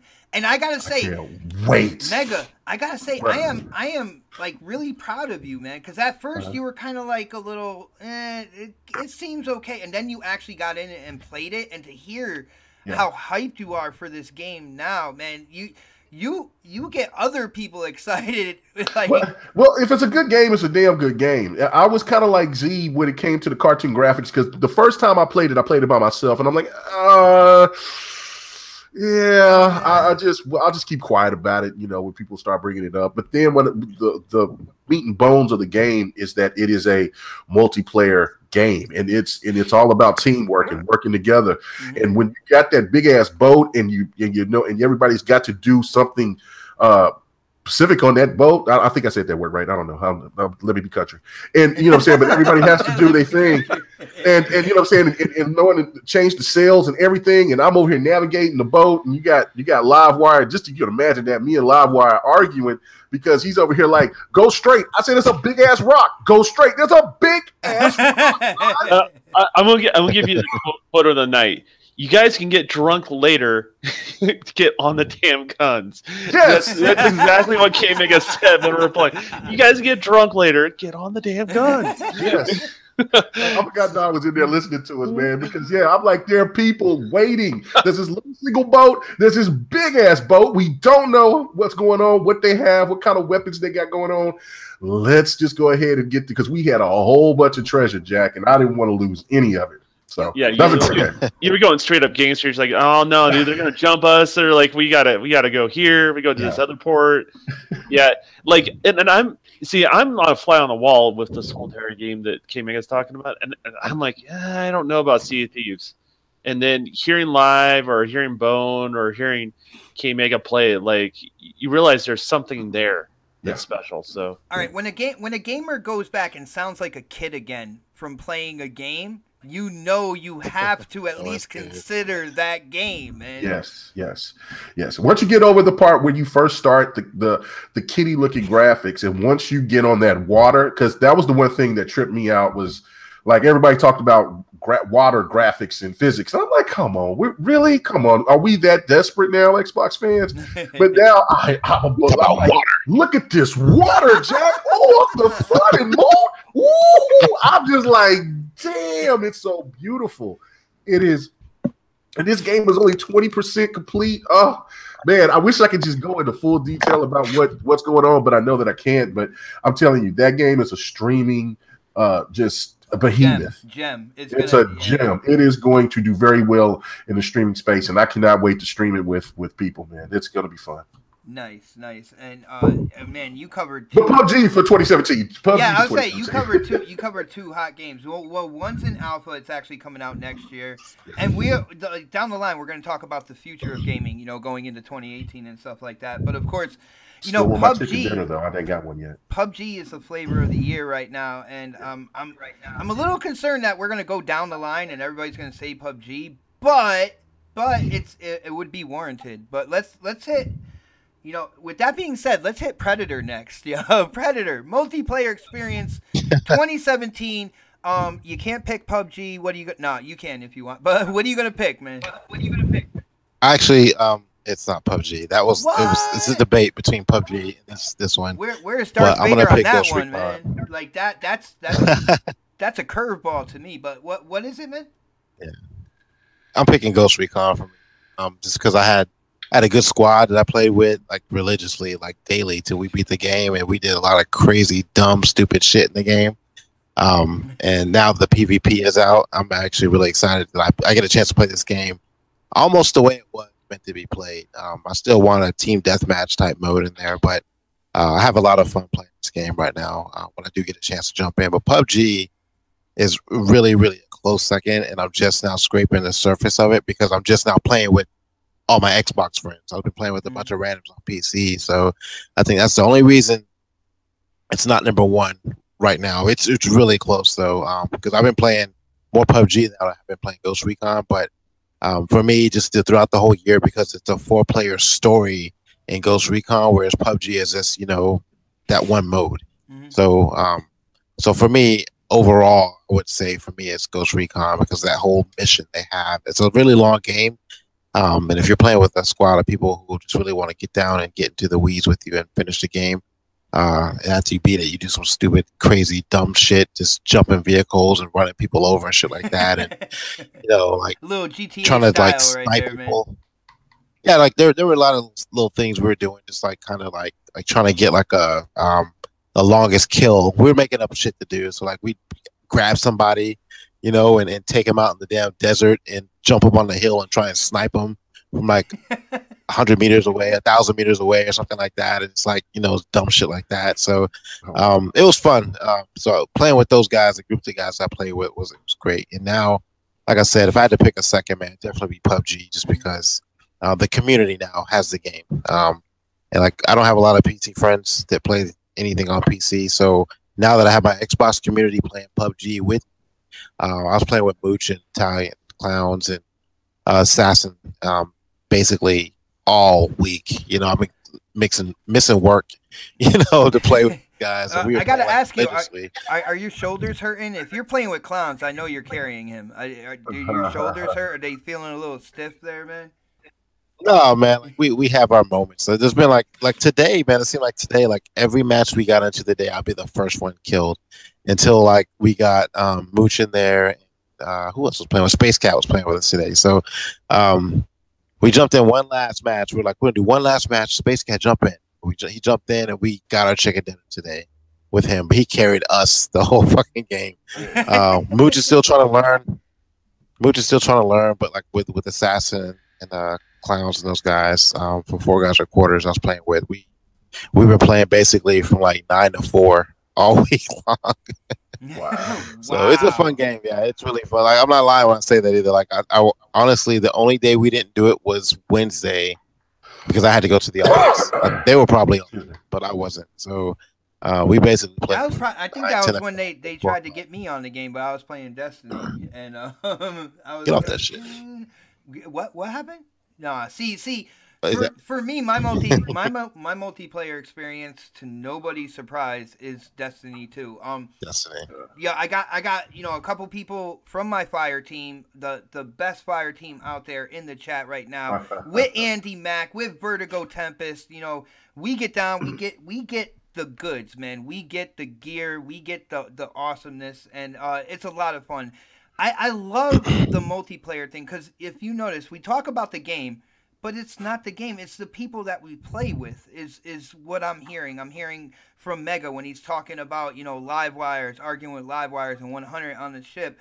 When it comes to Predator, he's talking about his crew. I believe, military friends, right? Friends from the military as well. Yeah.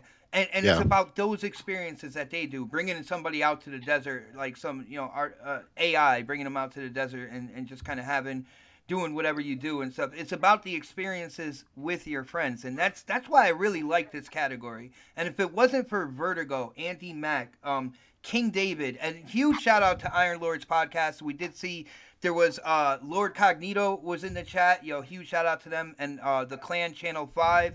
It is the clan I am a part of in Destiny 2. It is an active clan that gets stuff done, and I have a lot of fun playing the game. I had fun playing with you guys, man. It was fun. I'm gained up. I still got to get up there, but it was fun playing with you guys. Yeah, and we were only playing Crucible when you came in too, man. When we get your levels up and you go into like the strikes, the raids, and stuff like that, that's when we are gonna have a blast, dude. So I hope you go in and you continue to do what you're doing with the story, get to that level, and then we will go in and do all the other cool stuff. You know what I'm saying? Yeah, no, I'm definitely going to do that. I just just get some time off, and it looks like I'm going to get that. So now I'm going to go ahead and get to that level 20. Was it 20 or 25? Well, it depends if you have the expansion or not. I got all the expansions. Shout out to Delirium Blades for hooking me up. For Kamuchin.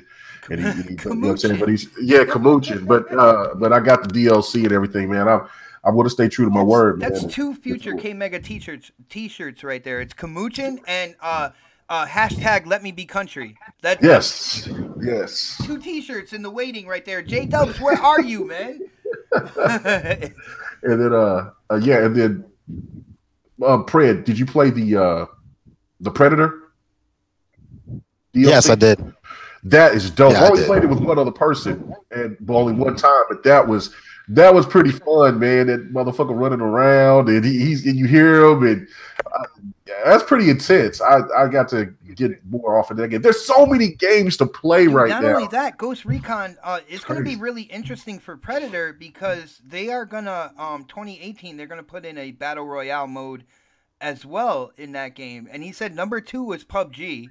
But you know, that's like taking a huge piece of PUBG and slamming it on a game that he's picking for his multiplayer experience. So that's going to be interesting down the line as well for Predator. Man, we're going to come back to you, Predator, when that mode releases, and I want to see what you have to say in kind of like comparison, man.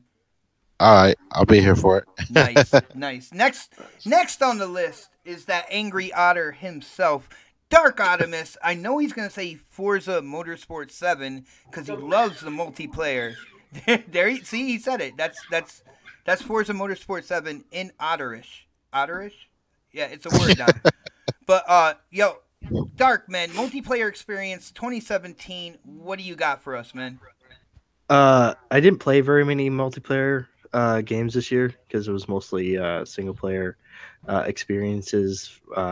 For me, at least. This is a disclaimer before he picks Destiny 2. This is what's going on right now.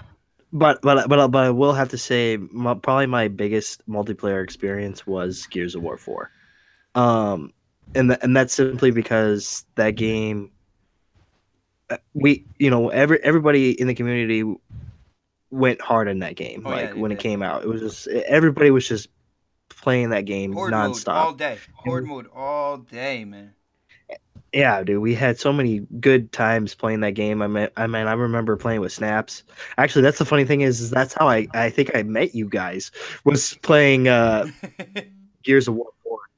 And then we started chopping it up and talking and stuff, and then became friends and things like that. And it was just, you can't take those kind of memories away from somebody.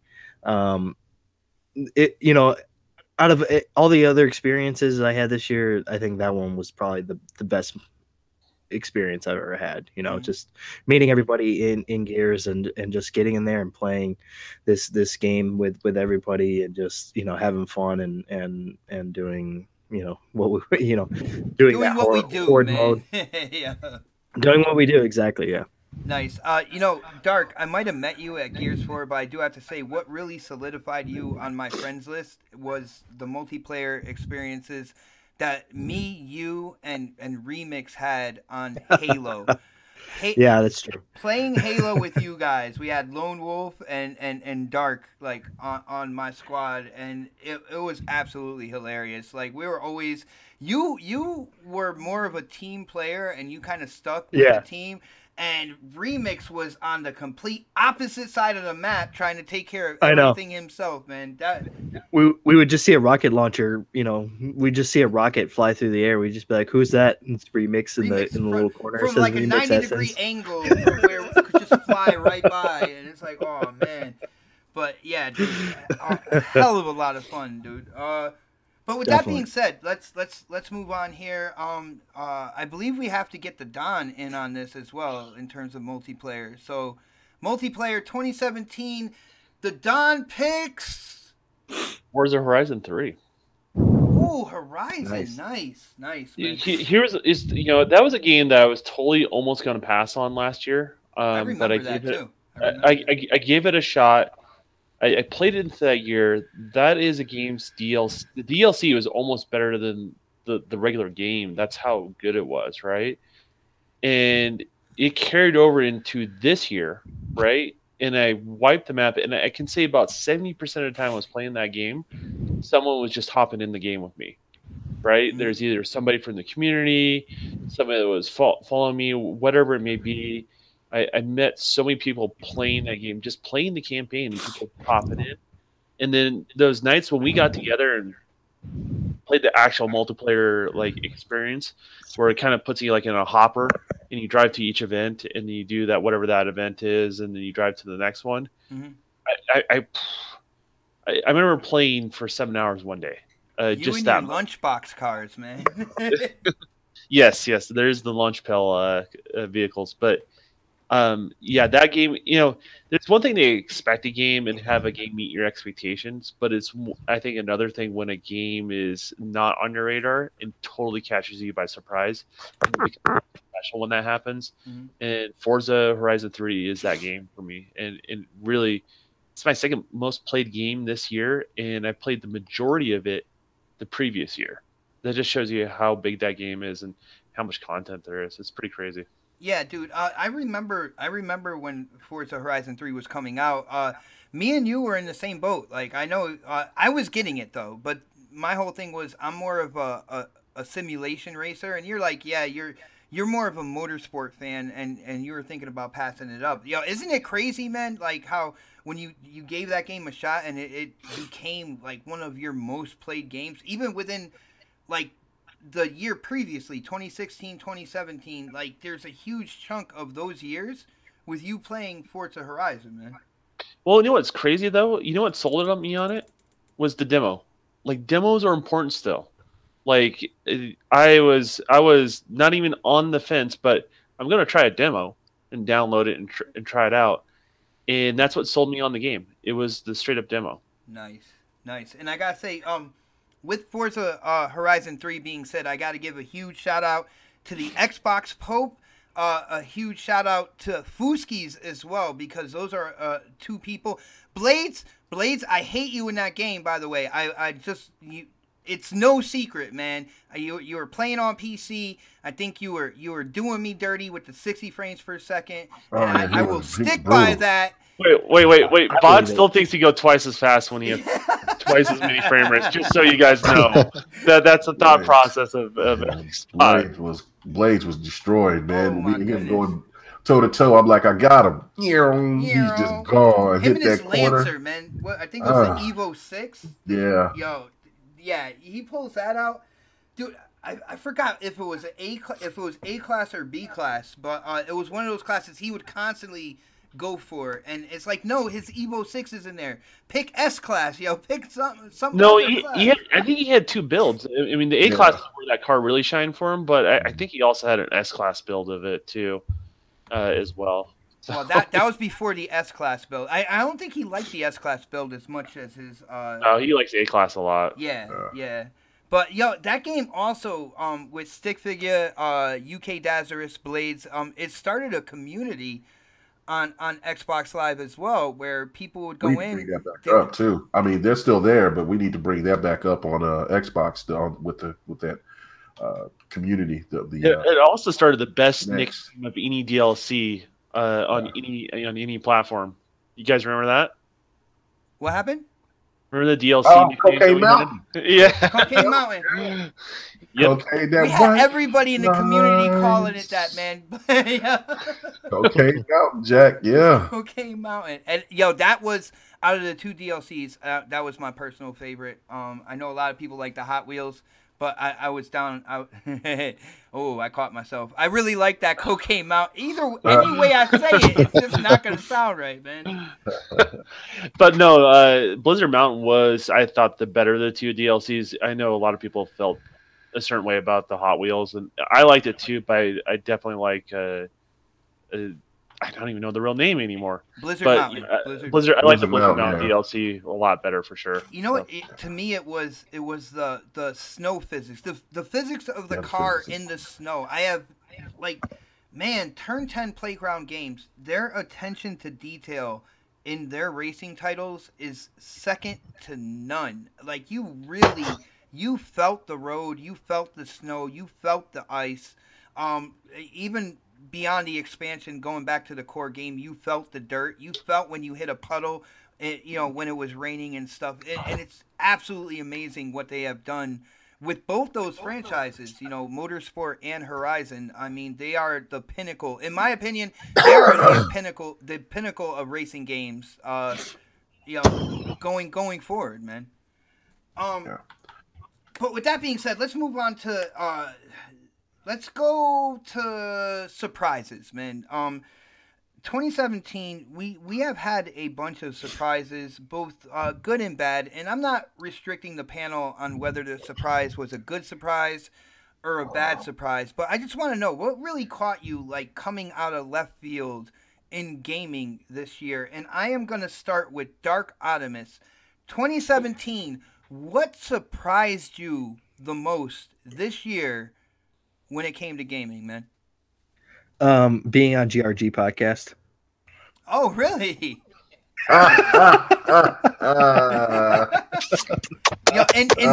of the most iconic and classic episodes that they could have.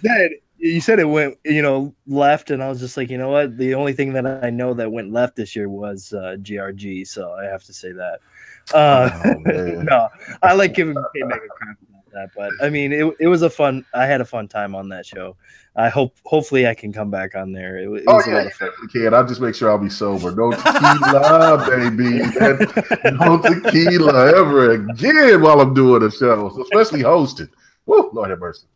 Yeah. Okay. But honestly, like my biggest surprise was Resident Evil 7. I wasn't expecting that. It was my biggest single player game experience, and that game just surprised me. I was not gonna get it. I played the demo. I was just like, oh gosh, I can't get this. I'm not gonna play this.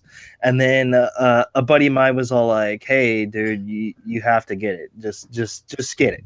Just do it. And I'm all like, okay, all right, I'll go buy it. I went and bought it, and then I couldn't put it down, man. I just couldn't put that game down. It was just so much fun. The moments in there, it blows all the other games in my library out of the water. So nice. Let's move on to Predator. Pred 2017. There had to be something that like really caught you off guard, either surprised you in a good way or a bad way. And I know everybody that's listening right now, they want to know what it is, man. I'm actually torn between this topic and the next one you go through, but I'm gonna use this one for this topic. Crackdown, the delay of Crackdown. It seemed like Microsoft wasn't really prepared to show that game in its full state.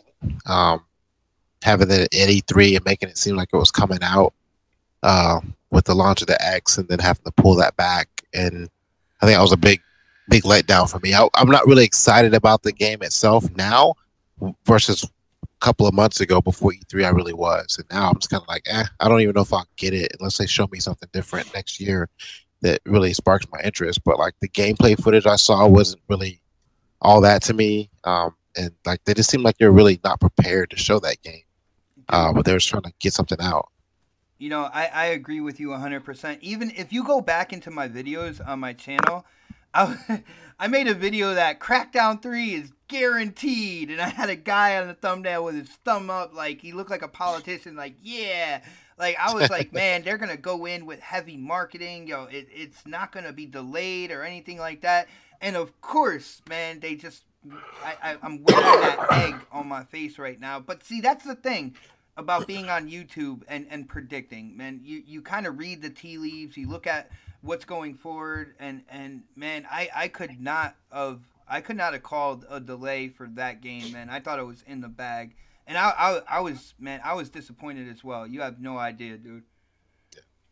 Yeah, I wasn't really excited about them canceling that. Like I said, I thought it was going to come up with the launch of the X, and it's going to have all that the cloud stuff we've been hoping to see at some point in time, but we didn't get any multiplayer footage. And really, even at this point, like, what's today, the 23rd of December? Like, we still don't know what's going on with that game. It hasn't really been talked about. We don't have a release date anymore. No footage, no information whatsoever about it. So, no one knows what's up with that. Yeah, I know, man. I think they're letting kind of like the drama quiet down more. The more I think right now with that game and all the to me it was BS that was surrounding that game in terms of the graphics and stuff. For people who play Crackdown, what cell shading is, and this Crackdown, even with what we saw, like that was cell shading at the top level, in my opinion. Now it's not going to look like Witcher 3 or anything like that, but to me it looked damn good. I was excited for that. I'm a big fan of Crackdown though. I really got into Crackdown 1, and I know this might be kind of like a mixed bag to the community, but I really got into Crackdown 2. I was playing it with my son. We got like the toy chest DLC and stuff like that. We really went in on that game and we had a blast. So I'm still hyped for Crackdown 3. I'm gonna call it no more delays. It's coming out in 2018. It's part of what I'm seeing as one of the best lineups to come out on a console in a while, to be really honest with you. I'm really excited for next year, but I can see exactly what you're saying, Pred. All right, let's go next on the list. Let's hit K Mega. In terms of a surprise, man, what caught you off guard in 2017? What really kind of like blew your mind in terms of a surprise this year, man? Well, I'm going to give you 2 games, and then I'm going to give you the bad. Okay, the bad was the bad surprise was the cancellation of Scalebound. That was depressing to me. That hurt. Was that this year? Yeah, I was gonna say, was that this year? Or Yeah, that was this year. Yeah, the beginning of this year. Yeah. Damn, it seems like forever ago. Yeah, that should have happened much sooner. What's that game was Scalebound? I don't that even game know was what a shit show. That broke my heart, because when you looked at the lineup for what Xbox was projected to have in 2017, this would have been the most unique that the Xbox One would have had. With Crackdown, Sea of Thieves, Scalebound, Forza 7. And then they would come out with PUBG. That's ridiculous. And then you would have a Super Lucky's Tale and Cuphead. I mean that was a insane lineup, but it didn't happen, and so it just kind of wrecked the first part of the year for Xbox. So that was a stunner for me because of the delay with Crackdown and Sea of Thieves. My biggest surprise for me was Halo Wars 2. I had no idea that game was that good. Mm-hmm. I like RTSs going back to Command and Conquer back in the days, but the level of just how well they did the story and bring in one of the badass villains that I've probably ever seen in video games this generation. And Atriox is just like ridiculous. You know what I'm saying? So I love that game. I love that game. People can make fun of me. Well, it's RTS. That shit was fire. It was absolute fire. And then my other game was a big surprise, was Nier Automata, because I was pissed off at Platinum Games for canceling my game, not getting Scalebound out there, bullshitting, making that games, taking the money that Microsoft was giving them, help making that game, and then all the rest of these fucking Platinum games that they got out. But when you play that game, it's special. It's weird. That Japanese weird shit, but it's yeah. No, it's not as bad as the Beast, but it can go left. But I haven't beat the game yet, but the game is really cool. For the time that I put into the game, it's really cool. It's different. I really like that. So those were my big surprises for 2017. Nice, man. I remember when Halo Wars 2 came out. You were front and center in terms of promoting that game, and I know when it comes down, me and K Mega, we've known each other for a while, man. Like back in like the Facebook gaming community. Yeah, we game here days. Yeah. And the thing is, he doesn't promote stuff he doesn't like. And if you notice, like with him talking about Persona, right? And what that game is and stuff like that, he still put his money down to try the game as well. So, there's a lot of haters out there, in YouTube and stuff like that. There's people that love to hate. There's people that come to our channels just to hit that thumbs down and give some type of snide comment or something like that. But when it comes down to it, that's one thing I don't think anybody can ever question about our brother K Mega. He is an absolute gamer, and he is an honest gamer, man. He will tell you exactly how he feels about the game, about the industry, about the news, and it's really good to have him in the community and to have a successful channel that's growing, man. It's well deserved, Joe. Appreciate it, man. Appreciate that. It means a lot to me, bye. No doubt. And on that, I getting a little misty-eyed over there. I know. I'm like, oh shit! I was about to cry, man. And I don't usually cry, so. You had like a Kojima moment right there. Yeah, I know, man. Well, we won't go that far, man. Oh, But on that note, Don, what surprised you this year, man? I'm really interested. Yo, I think this show. First of all, I think the show is going great. We have had so many different answers to these categories or whatnot. But Don, being a gaming developer, I don't know if you have some type of developer twist here when it comes to a surprise, going straight gamer. But what was your surprise this year, man? Dolby Atmos. Really? Yeah. Like, here's the thing: is like I know what next generation games are going to look like even after the X, right? Like I have a good idea, right? So I know what they have to cut back now. So none of that stuff on the graphics side of things, as beautiful games are, and especially on the X, it doesn't surprise me. Like I know what to expect there, right? But Atmos, I was not expecting that. I'm not as much of a sound. I appreciate good sound design and stuff like that, but I'm not involved in that world a whole lot. So, I can kind of sit back and just be a consumer like you guys when it comes to sound. And Atmos surprised the hell out of me. It adds an extra depth to gaming that I didn't think was possible through sound. Mm. And the way I liken it, it literally is VR for your ear holes. Because, playing Assassin's Creed Unity with Atmos turned on, phenomenal. Probably one of the most immersive experiences I've ever experienced in gaming so far. So nice. Forbes just did a review of that too. Didn't they do like a really good review of that for the Xbox?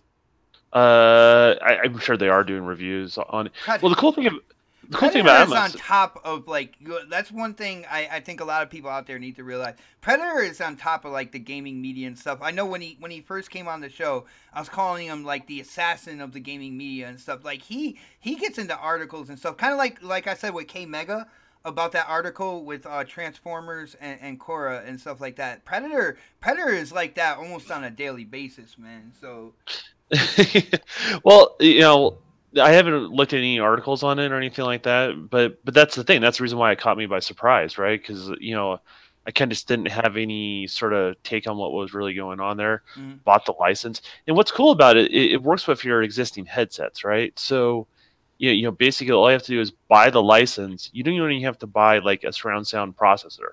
It's all done. Like when you buy like a Turtle Beach, right? And they have that little box that plugs in to your fiber optic cable and usually runs off your USB, the little amplifier. Yeah, I've seen the amplifier. I've never spent that much on a headset to where I got the amplifier. Well, but that's the thing. So those little amplifiers, that's usually how you got 7.1 or 5.1 surround sound, right? Mm-hmm. Before. On this, you don't even need to use those. You literally just plug it straight into your controller. You get the app, you set it correctly on your Xbox, and you have Dolby Atmos on any headphone of your choice. And because it's all run on the box, on the X and the S, and I think the standard vanilla. I have to check on that, but it's a game changer, and it's going to be much more widely supported for far spatial audio than anything else out there. So nice, man, and that's cool because you're in, like you said, you're into game development, visual side of everything, and to hear that VR for your ear holes catching you kind of like off guard and surprising you like that's really cool. It sure the hell annoys you when you're hearing Livewire and Flip Money eating on the damn mic. I tell you that shit projects through the skull. That is my Xbox Live pet peeve. I think Vertigo and Andy in the chat, they can tell you when I'm in a party with them and D Bizzle is in there. D Bizzle has a habit of at least forgetting to mute his mic at least once, and all you hear from me, yo, is somebody eating in the party? we need to cover gaming etiquette, not this show, but we need to cover a different show, gaming etiquette, right? Like when you're in a multiplayer party or you're playing a campaign together, like there's certain things people do that's just not right. And they need to understand that. Like they don't have any home training, so we're definitely gonna have to cover that. So people can have better gaming experiences. I know, man. It's so like, who the hell? Like that was the thing that I was bitching and moaning about. Was like, who the hell eats in the middle of gaming and get your controller all greasy and shit? No, Livewire's got Cheeto crumbs all over his mic. Oh, Right? man, Like it's all like crusted on the little pop filter on his mic. they gotta have the Potato chips basket. and shit. Yeah. I mean pretzels. No, you ain't. You ain't. Did you hear him cooking shit? Did you hear him boiling water? I'm like, all these Dobley Atmos is ridiculous, son. I'm tired of it. I'm about to turn them off. But yeah, they're great, Don. You're absolutely right. Nice. I will let you guys in on my surprise of the year, and it was a toss-up. Like, I could have went Destiny 2 and talked about it again, but I don't think people want to hear that. And for people who know me, you know I wasn't on that Destiny hype train, man. I didn't get into Destiny 1. Snaps was gifted the game by one of our supporters, and that's how I got into Destiny 2, right? And come to find out, it's one of my most played games. But that's not really my surprise. My surprise, right, is the backwards compatibility for the OG Xbox games and how much I actually like it. Because Nice. at first, I was like, why are you going to do that, right? But with the Xbox One X coming out, and it inherently, with better hardware, the games perform better, they look better. You go back and play the games, like the launch games that they had for the OG Xbox. Like the biggest one was Ninja Gaiden. Going back and playing Ninja Gaiden again, it was like, wow. It performed great, it looked great, and it brought me back to basically before Ninja Gaiden 3. That's where it brought me back, and it was cool. And they have Fusion Frenzy, which I believe is either on or going to Game Pass as well. And it brings me back to when that Xbox, man, it was head and shoulders above anything that generation. The games back then, the games that were made back then, actually hold up with the Xbox One. Hold up today. They look absolutely great, man. And it brought me back to all the games I used to play. I can't wait to see them expand that library even more. And I didn't think I was going to like it. That's what was my biggest surprise. I was like, why are they doing this? Let's move forward. Let's not kind of like dwell in the past. But now, looking at it, man, I think that was a great decision. Just adding kind of like those older games to the library and seeing how they perform now and seeing how people like them now, how much they hold up. Gameplay, visual, everything. Like it's a great thing that Xbox has that no other console really has, and I'm digging it. I don't know. I was really surprised that I actually liked it though. It's cool. But with that being said, we got to go to the biggest disappointment. All right, and for that, let's. I'm gonna say mine first. I haven't gone first yet, so let me say my biggest disappointment for 2017 was the fact that Spider-Man got delayed. Well, is coming out 2018. There was no way in hell I thought with the Spider-Man movie coming out and everything like that game was not coming out this year.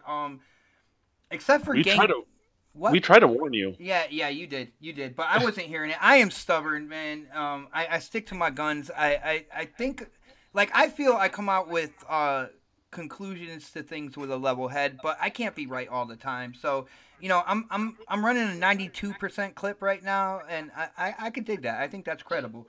Well, no one can accuse you for being wishy-washy if you stick to your guns, even if you know it's a sinking ship, right? So, like, but you know. I was so looking forward to this holiday season, like dusting off my PS4 and getting in on Spider-Man. I am a Spider-Man nerd, guys. I grew up on Spider-Man. He was my favorite superhero. My dad was a comic book collector. I got into all the comics, man. It was like Conan, X-Men, Spider-Man, Avengers, Thor. We had them all, man. I had them all.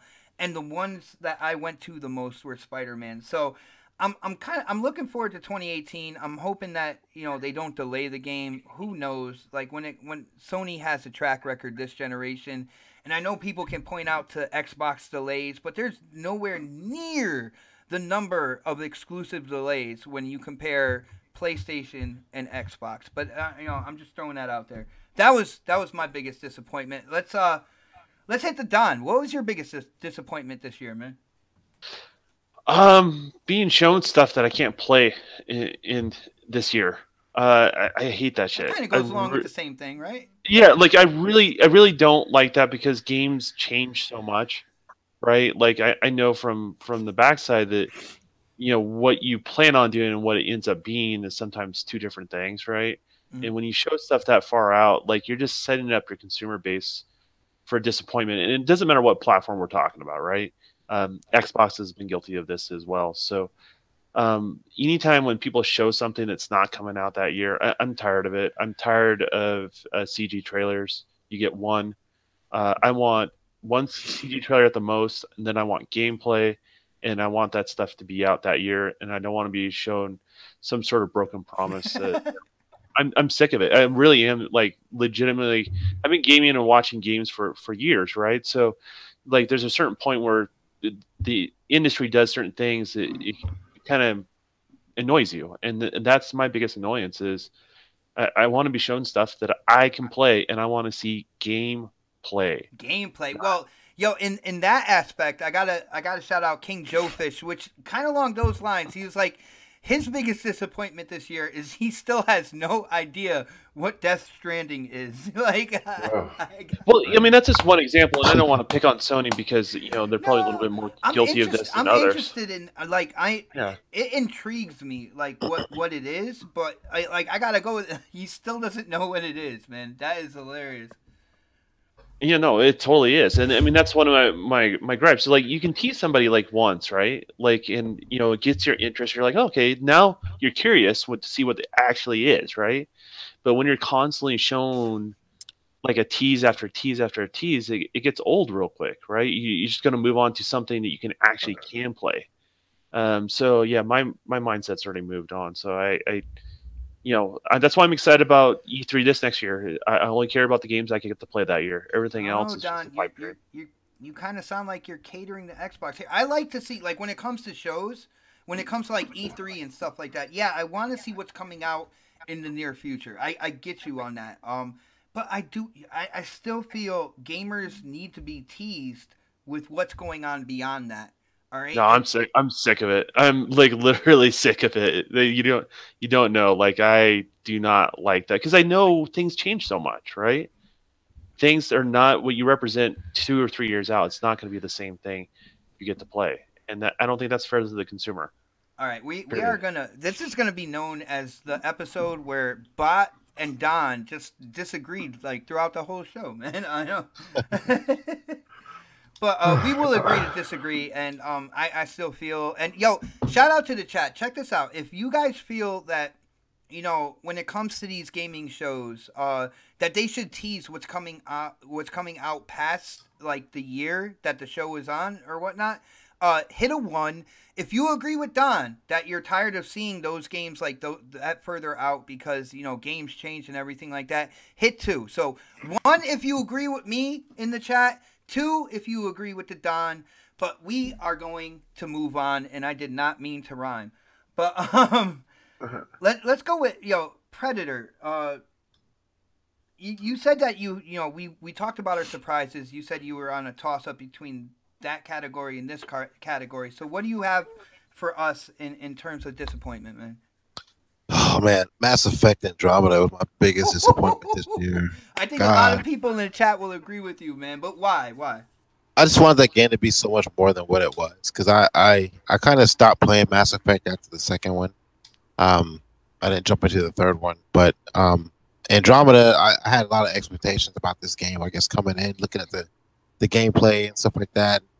It just seemed like it was a lot that could have been done, but it just wasn't done. Like even the multiplayer mode, I tried to get into a little bit too. Like it's more like a horde mode type thing, but like there weren't enough enemies in the game. Like they had this huge expansive universe, and the side quests were kind of just blah. I wanted it to be like on the scale of Witcher, I guess, and it really wasn't. It was really simple and basic, and it didn't make me feel like I got my work done. Because there was so much more that could have been done in that game that wasn't, and I felt really let down about it because it was so hyped up and well, it looked good before the release. Everything that they were showing from it, like people were like, "Damn, this is gonna be crazy." And yeah, it's a great looking game, Like it still looks good, but this the gameplay itself just kind of left me kind of underwhelmed. Like, I really wanted more out of it. And then the fact that they kind of said, "Okay, we're not doing anything else with this game," you know, they kind of just abandoned it. You know, Yeah. I'm like, okay, well, just because it launched shitty doesn't mean you can't add more to it. And it seems like EA just didn't want to put any more money into the game where they could, like, okay, perfect example. Look at Rainbow Six or Ghost Recon. Those games came out earlier in the year.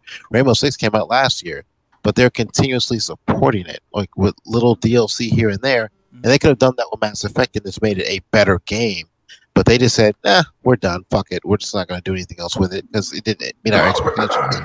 Instead of fixing it and making it a better game, they decided to let it go, and which may end up ruining this franchise. Yeah, and that was I think right there what you said is the nail in the coffin with that. Like even though people are complaining about this and that with the game, like don't just kind of like abandon it. Show that you're supporting the consumer and the gamer that invested in your product, and you're going to do your best to make it the best product, even if it wasn't that at launch. And when you kind of close that door and say, well, guess what, we're done, guys, thank you for that $63.80, well, $3.80 going to taxes, but thank you guys for that money, and yeah, we're moving on now. That's like that's a definite kind of like spit in the face of your fan base. They're not even supporting it with 4K updates either. That's what really sucks too. But I mean, who's really playing it at this point, you know? I will check my friends list, but I can guarantee you nobody. Nobody. All right. With that being said, let's move down the list. I don't think we got the Otter in here. Did we get the Angry Otter's disappointment? I don't think so, man. Oh man. Oh jeez. Wow, the Otter has a lot to say. Yo, Optimus, man, what was your biggest disappointment this year? He's gonna say Persona. Watch, he's gonna say it. No, you're wrong, and you're going to disagree with me on this one. Oh no! Don't you dare! Don't you dare! Destiny 2 was my most disappointing game of the year, man. It just like it's my most played game of the year though, but it was just so disappointing, man. Like I was expecting, I guess, playing more with tears in his eyes, guys.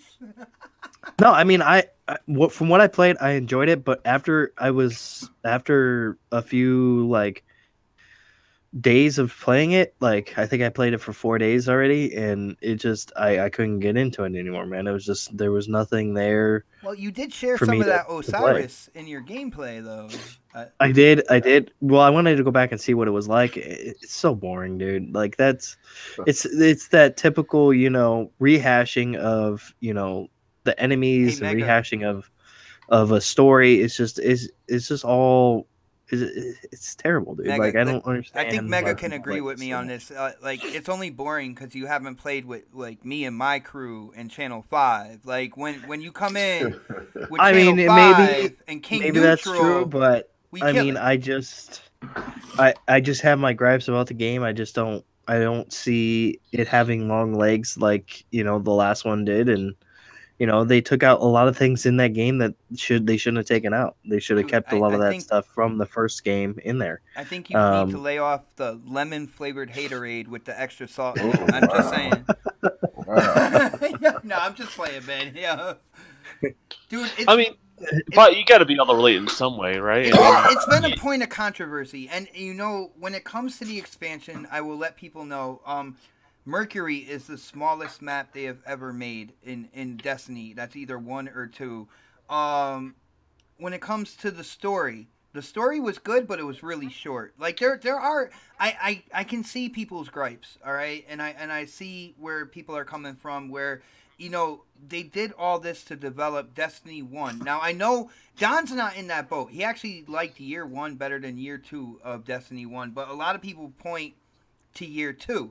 And they're like, well, why didn't they just continue that? And at the end of the day, you can ask that question all you want. But what I'm looking at is their continued support. You know how Predator said when it came to Mass Effect Andromeda, they're like, yeah, all right, guys, you're on your own. We're out of here. Bungie's not doing that. Bungie's not doing that at all. I'm friends with people that actually talk to that development team, and they are really dedicated to their fan base, and they are working hard to improve it again, like they did with Destiny 1. Now, you can complain all you want. Maybe I would feel different if I was a Destiny 1 player when that game was popular, but I wasn't. And I think you would. I think you honestly would feel different about it, because I think you would be like, really, like there's things about it that about Destiny 1 that were really good. You know, they weren't great, but they were. About There was Destiny really 1 good too. stuff. Let me just be clear here. No, there was a lot of bitching about it too, but I think there was a lot more you know, intrigue to keep playing, because of the fact that, you know, you would get these god rolls, or you know, you get these re-rolls of weapons and stuff. And I think them taking that out in the beginning, I know they added something like that to the DLC, but I was just like, I don't even care at this point to even go back and play it. Okay. Well, man, you know what the reason why I'm disappointed with this with you, Dark, is because I have so much fun playing the game, and I have so much fun playing the game with my friends that play the game. I would love to have you back, like on a fire team, in the party chat, doing strikes, experiencing like the craziness that like we go through.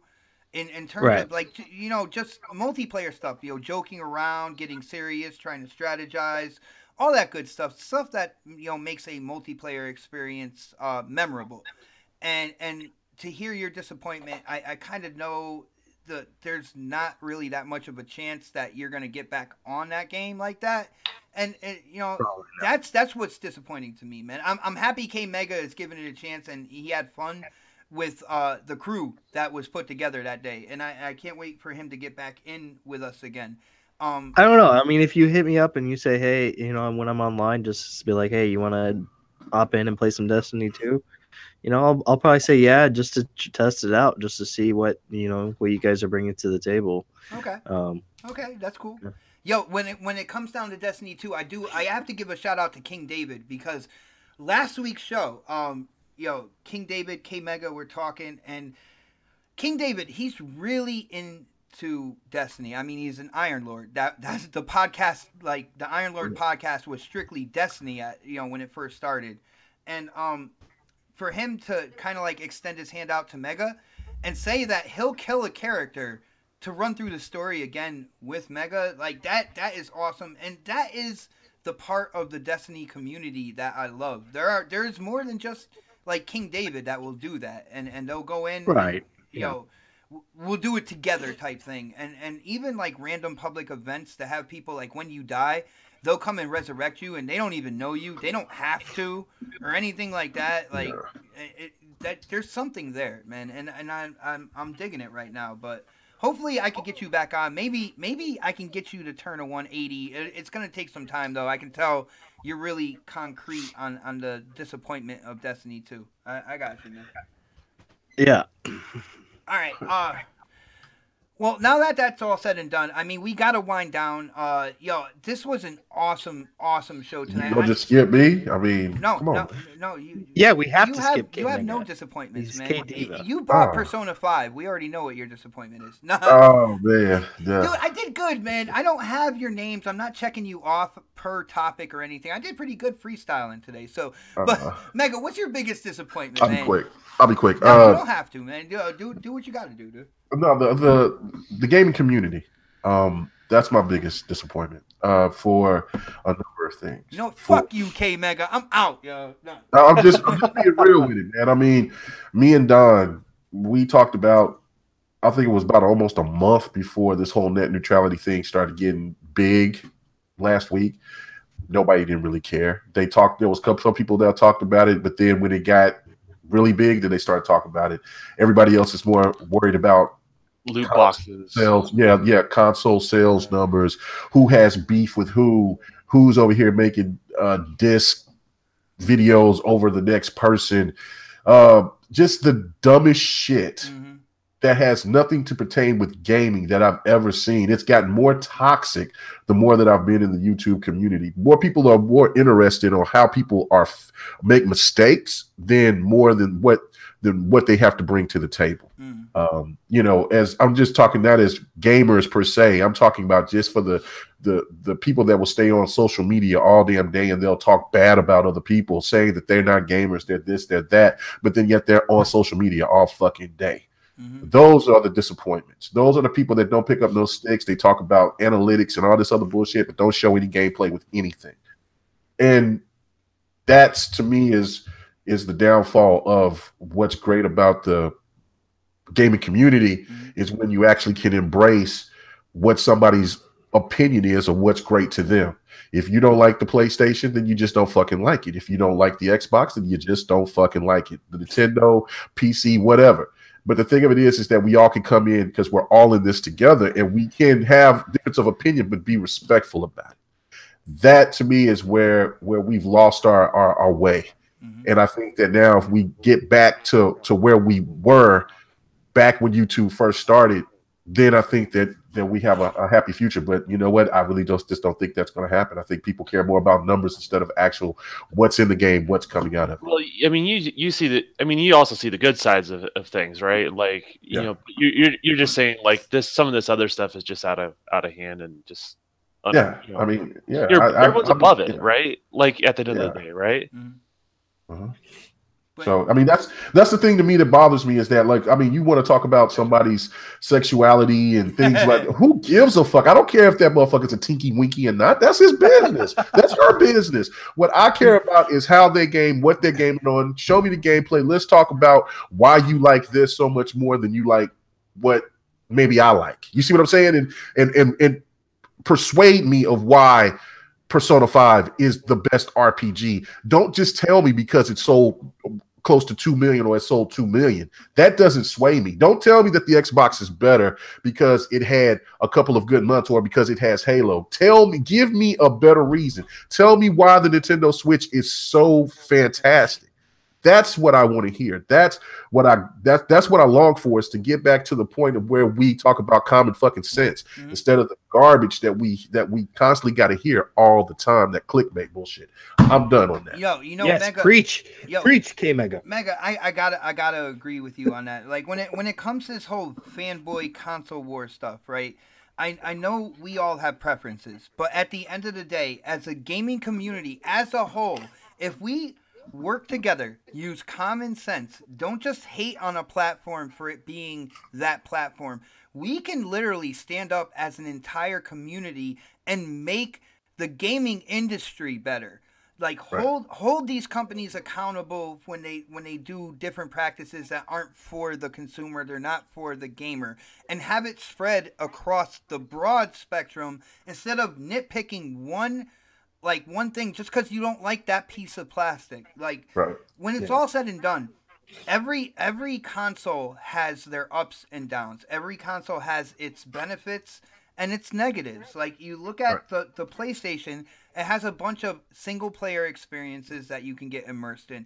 When you look at Xbox Live and the community, I have said this time and time again, it's the #1 feature in that console, man. The community is alive. The community is engaging. You make friends. You play games. Like, there's a life there that, like, I just don't see on the other side. And Nintendo is Nintendo. And they got Mario. But no, like they marched to a different beat. I mean, they have the world's most powerful handheld. That's what I'm calling it. That's what it is, and that's where I think its benefit is in the Switch. But you know, every console has like their benefits and their negatives. If we come together as a complete gaming community, we can filter out all of kind of like the anti-consumer practices and stuff like that. We can point out the benefits from each platform, and we can move the industry forward together. And I think at the end of the day, I know there's a lot of joking around and stuff in these podcasts and stuff, but at the end of the day, I think that's most of our goal is to put it out there on an even basis, put out the common sense, you know, call out the big gaming media when they're being completely one-sided. So this way we can all come together as an entire community. When that happens, man, it is gonna be a great day and an even better future with the gaming community and games as a whole, man. I gotta agree with you, Mega, 110%, dude. I And then refuse to sell my soul. Sorry, Don. I'll just say I refuse go to ahead. sell my soul to get more views on my channel to try Yeah. to go date somebody else. It's not that serious to me. I love Well, gaming for what it is, man. I mean, Well, and the it's, K-Mega hits on the point that I wanted to bring up with this topic was basically, people are so worried about attention, right? They're just worried about attention. And the reality is, if you're yourself, no one can mimic that, right? No one can mimic K-Mega. No one can really mimic Xbot, right? And that, if you believe in who you guys are, like that will bring enough attention. And I've always came in at this, and I've told the Xbot this, is like, I don't care if 100 people listen to me or 5, right? As long as I get 5 people to understand exactly what I'm trying to say, I have a meaningful impact, right? Exactly. right. And so, just worry about having the impact for the people that are willing to hear you out. Be you. No one else can mimic you. And everyone's got something to bring to the table. But if you're just looking for attention or trying to have some sort of beef so you can get attention and stuff like that, like, it's insecurity. Like, and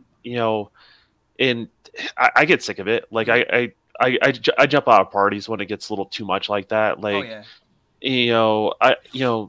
Xbot or K Mega have heard me, like, just try to look at it from more of a positive side when someone else is, bringing, beef to the table and, stuff like that. I try to keep it positive, but man, we can only do what we can, but K Mega's on point on that one. I think that's probably the best answer out of all of us on this one, to be honest with you. And I think that the thing of it is, I know at least kind of like the people that I came up with, you know what I'm saying, K Mega, that on YouTube and stuff like that. I feel like if you're going to talk in like terms of generations, I feel like that generation, this generation of YouTubers, we are that passionate. I mean, we started by listening to Next Gen, and how passionate he is, and I feel like we will continue to do exactly what we're saying all the way through this, and hopefully, it does have that impact. Hopefully our channels do grow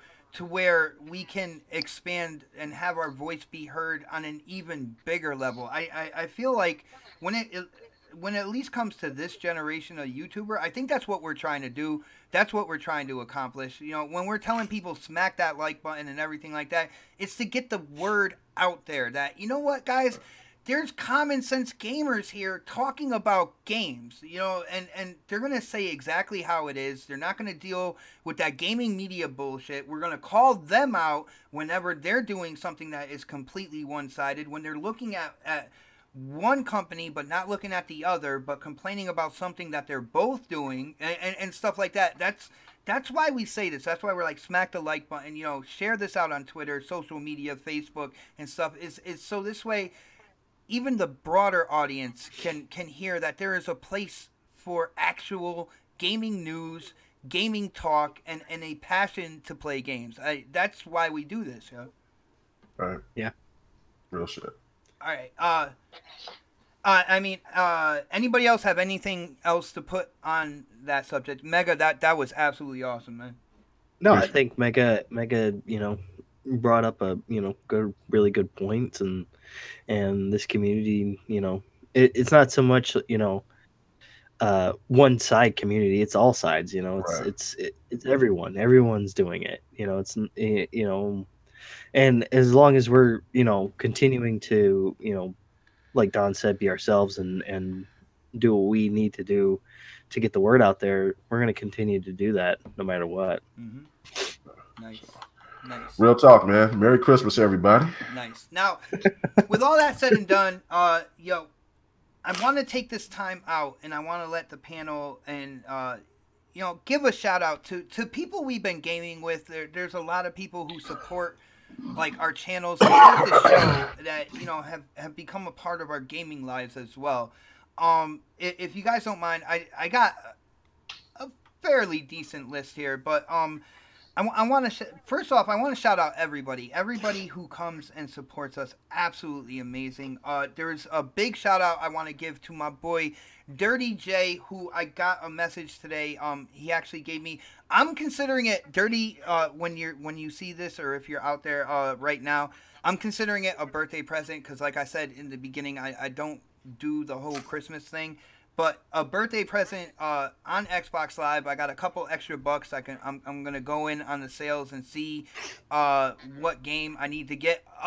I might spend it on silver in Destiny 2. I want to let you know that, Dirty J. I already spent 15. Oh boy. I might throw in another 15, or I might get some virtual currency for my player in NBA. I don't know yet. I don't know what I'm doing. You know, Xpod, there's some people that think you're the devil for doing it. You realize that, right? Yeah, I know. He is the devil for doing it. I know, but when it comes to VC, especially like around January, NBA has a habit of putting it on sale for like ridiculously low prices, and I do my player in terms of my career, and yeah, I'll throw some of that currency on there, get my attributes up a little bit better, hit that All-Star game, all that good stuff. I don't know, man.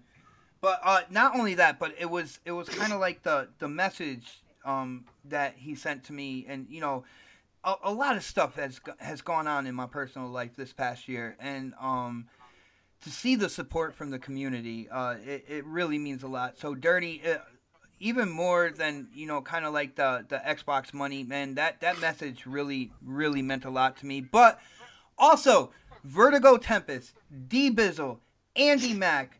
Of course, the moderator of the year, UK Dazarus, my boy Alan, known as Skull Stomper. Yo, the list goes on and on. Yo, guys, thank you so much for hanging out, gaming, supporting the show, supporting the channel, supporting everybody on the panel. Man, it means so much to me. But yo, guys, let's see. Predator, man, would you like to go next? Is he here? Pred's like, I'm done. I'm out. He's out. He dropped the mic. I'm here. I'm sorry. My son's in here playing with my son. I thought you muted. Right now. I thought you were muted. No, I was. Let me see. So, I don't have a lot of subscribers. Actually, I just hit 100 subscribers on my channel recently. Congratulations.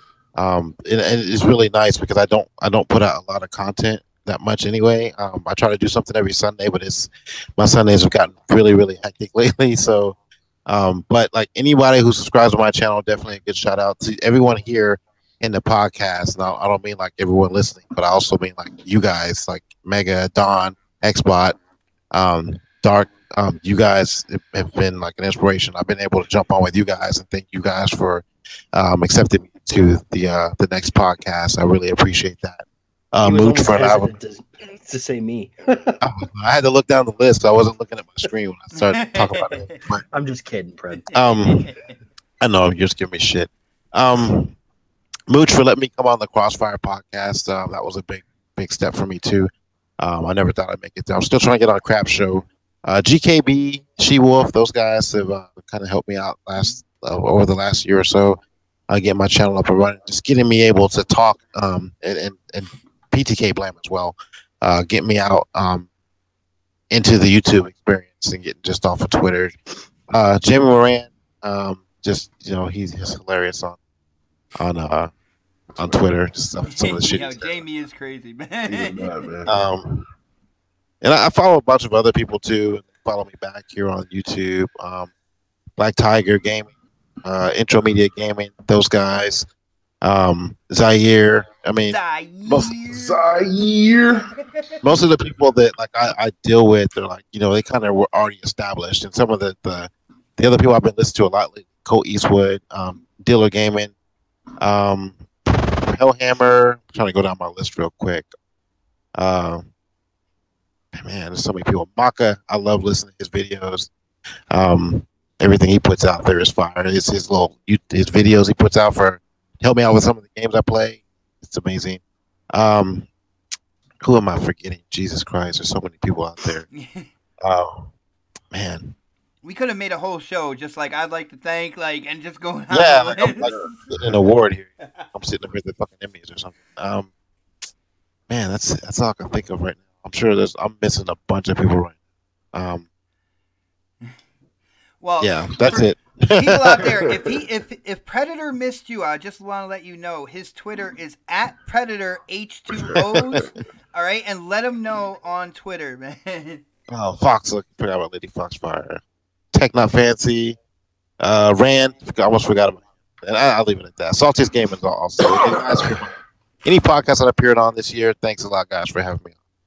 No doubt, man. Yo, Pred, you are an awesome gamer, you're an intelligent gamer, and an awesome YouTuber, man. It's you say, yo, thank us for like having you on, but you notice I said this quite a few times. Thank you for deciding to stay on, man, because I know when it came to you and Dark, when you guys came on, I was like, yeah, guys, try it out for a few weeks, see if you like it and stuff like that. And you guys said yes to stay on here, and I appreciate that, man, because one thing I try to do with this show is have a wide range of personalities, true gamers that will speak their mind, have great opinions and great discussion, and you guys definitely fit that mold. So it's like, thank you guys for staying with us, man. That's all I gotta say. Thank you, man. Appreciate it. No doubt.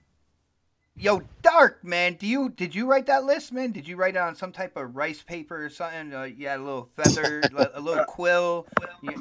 I wrote it on bark, and because I'm saving the world another time. And gotta save that world, man. Just I gotta give a huge shout out to my boys at the Quest Podcast, Remix Essence, M Baines 99, and our newest member, Yukon Corns. Go follow those guys on their Twitter handles.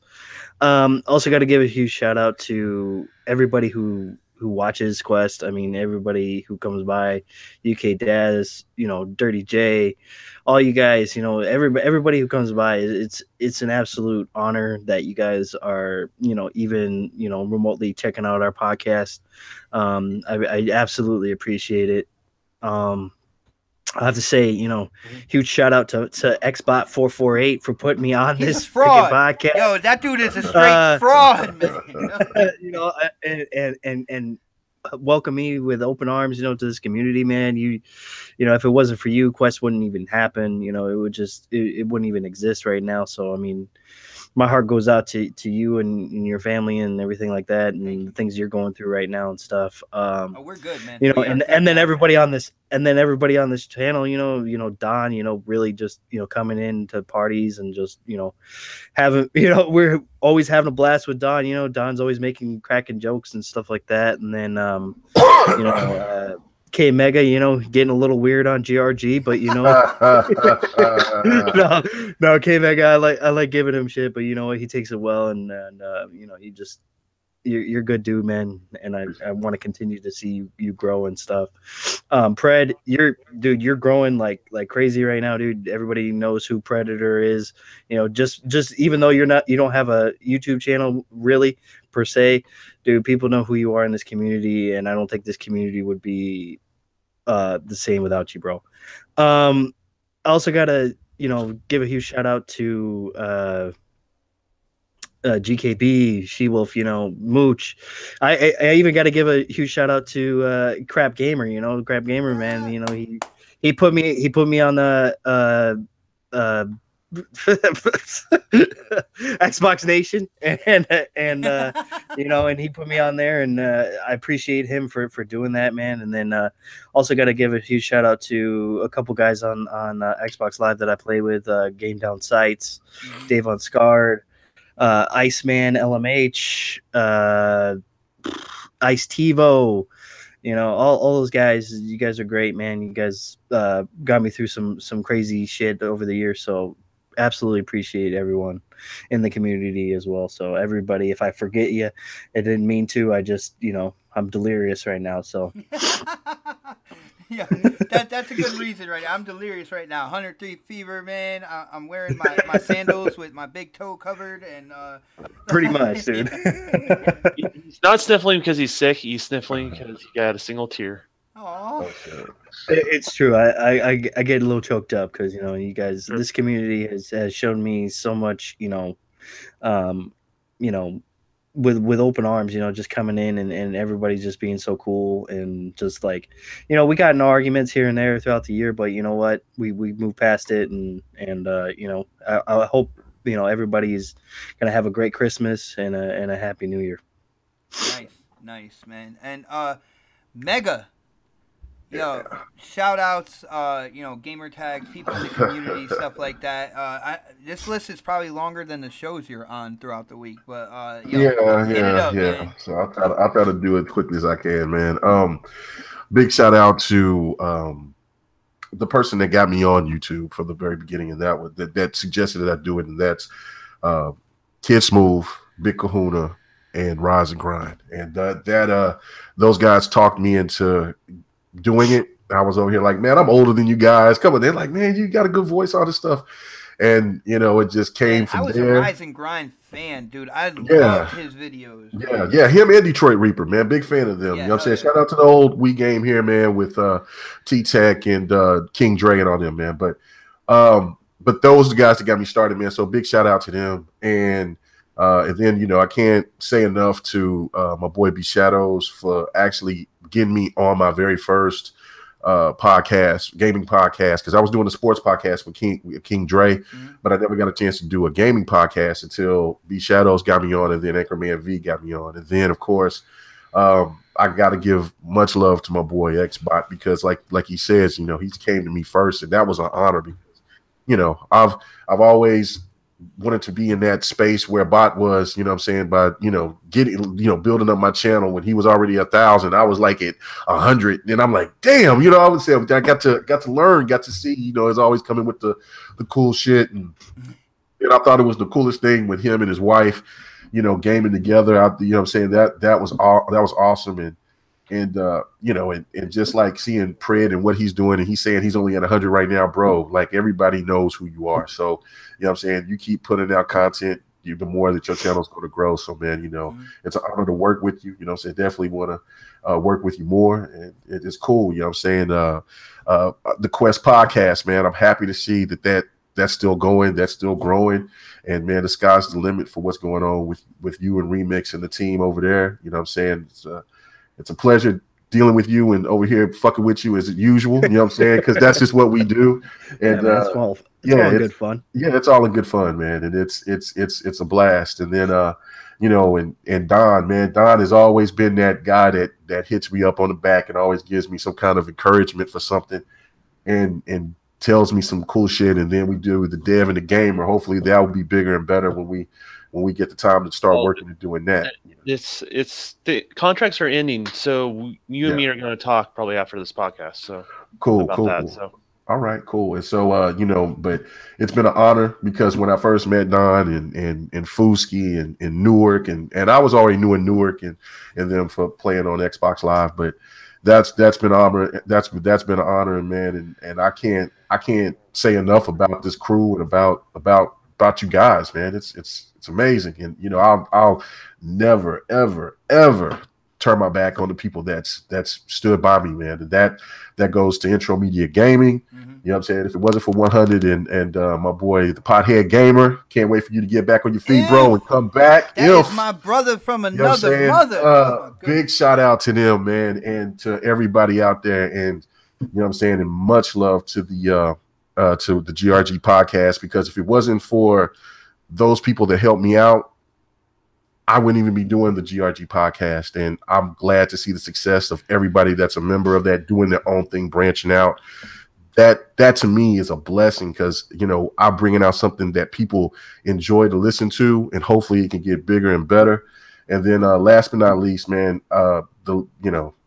shit, I can't say enough about BGST getting put on that, man. Being asked by Z and Crap, that was huge to me. Like, what? I'm only at 140 or 200 subs. Y'all really want me to be down with this? And the circumstance was unfortunate, because Mooch was going through the shit that he was going through, but it opened the door for me and Xbot, and we're there. And and it's BGST for life. Hell yeah. And I love those brothers for who they are, and for being a part of seeing what Dealer's doing and how he's growing, and seeing Crap and how he's pissing off those ponies out there, man. And Like, you know what I'm saying? And Mooch is being Mooch. And man, look, this has been a fantastic ride, man. And I hope it only gets better. And I thank you guys for supporting K Mega 405, because without you, I wouldn't be shit, man. So thank you. God bless. Nice, man. You guys did a great job. Yeah, we you know, it's a time of year where a lot of people, you know, are really show how grateful they are for, you know, everything that they have. So I thought it would be a good idea, you know, we go down the list in terms of the gaming community, people on YouTube and stuff, and give you know, they're kind of like due respect, man. And I want to give a huge shout out to the panel that did start it all, man. Yo, huge shout out to Newark NJ, my boy Fooskies, who is you know, killing that game called Life right now. Yep. Yo, O Snaps, who you know, has been with us from the start as well. And our family is growing, man. We have like such an extended family. And don't forget Wendy, because Wendy came on that one side, sounded like he was our bodyguard, man. Yeah, shout out to Wendy. Yeah. You know what I'm saying? He was our bodyguard, Wendy man. City, He was like UK. Dude, I still he was got like his UK before icon. UK came out, man. Dude, I still got his old school icon that I made with like the wind kind of blowing the letters to the side and stuff like that, man. Yo. Wendy was a damn fool that those 2 episodes, man. He was wild, man. Big shout out to Wendy, man. Wendy Gaming. Yeah, and like everybody has said, yo, huge shout out to the community. Yo, again, thank you guys for supporting us. We will be going live again in 2018, so look out for that. We're taking a week off, but you're gonna hear from us. Huh? You forgot about Don. Oh, You forgot about that. no. We're done. All right, see y'all later. Peace. You know, go ahead, Don. Oh, no intro? They're just like, yeah, okay, Don. All right, Don, come on, man. No, go ahead. No, it's hard to follow up anybody on this one, but I mean, you know, first and foremost, I mean, it's going to sound cheesy because it's, you know, Xbox channel, but it's Xbox, Damn, right? Yo, I was stop going to with be that fraud, yo. I swear.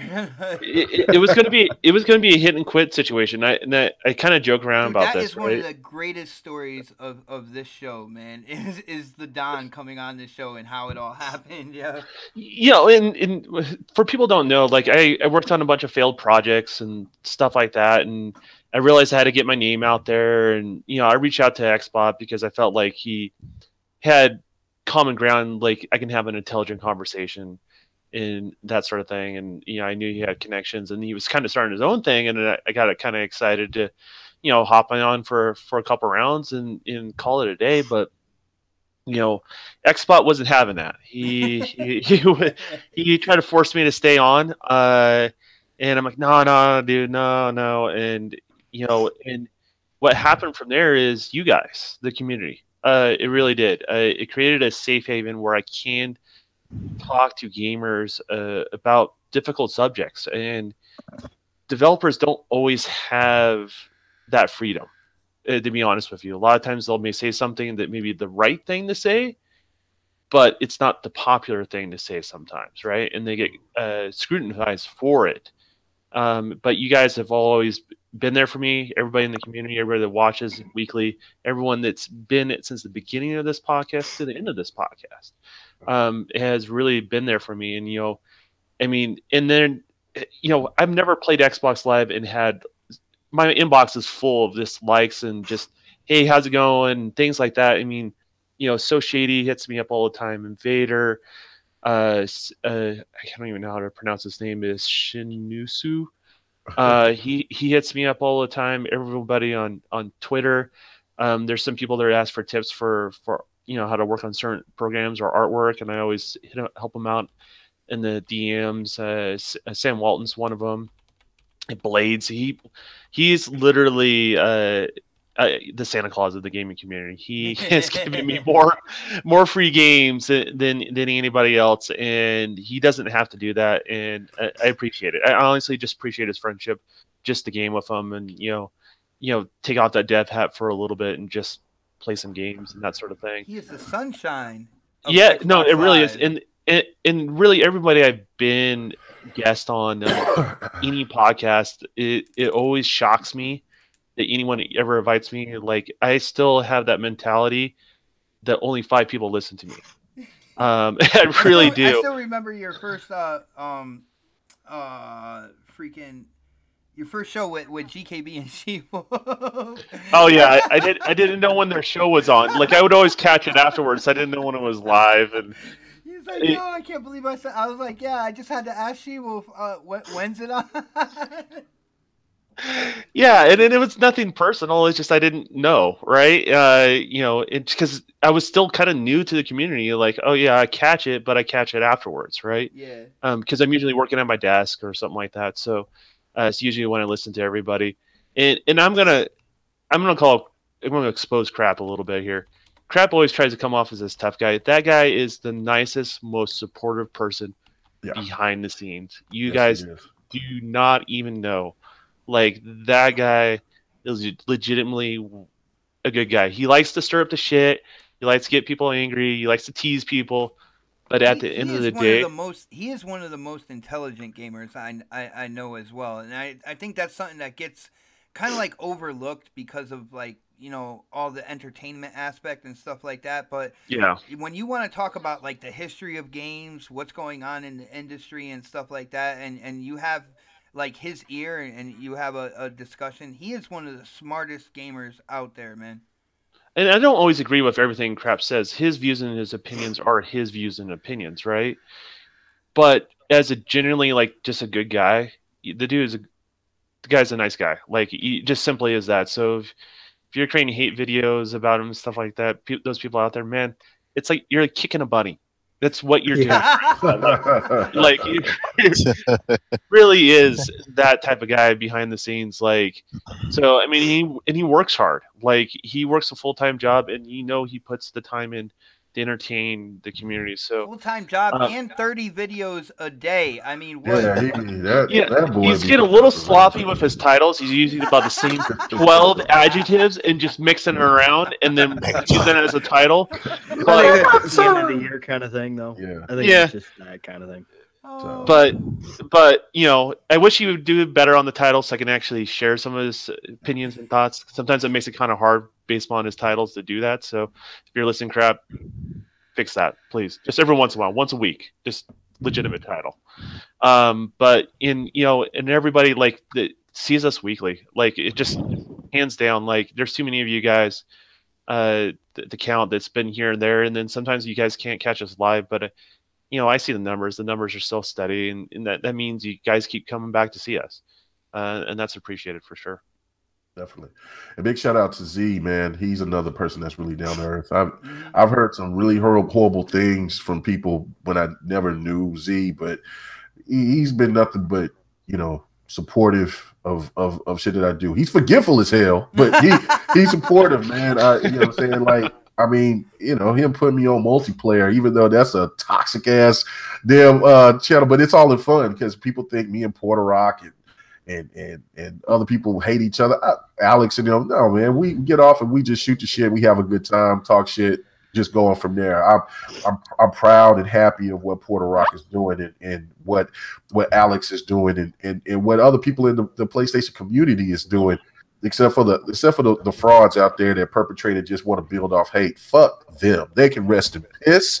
Send that ass to Hades. I don't care about them motherfuckers. But everybody else, man, it's all love. And I wish I could name everybody out there that I talk to and associate with. Man, I wish I could. You know what I'm saying? But all I can say is, man, thank you guys. God bless you so much, man. It really means a lot to me. And I always love my haters.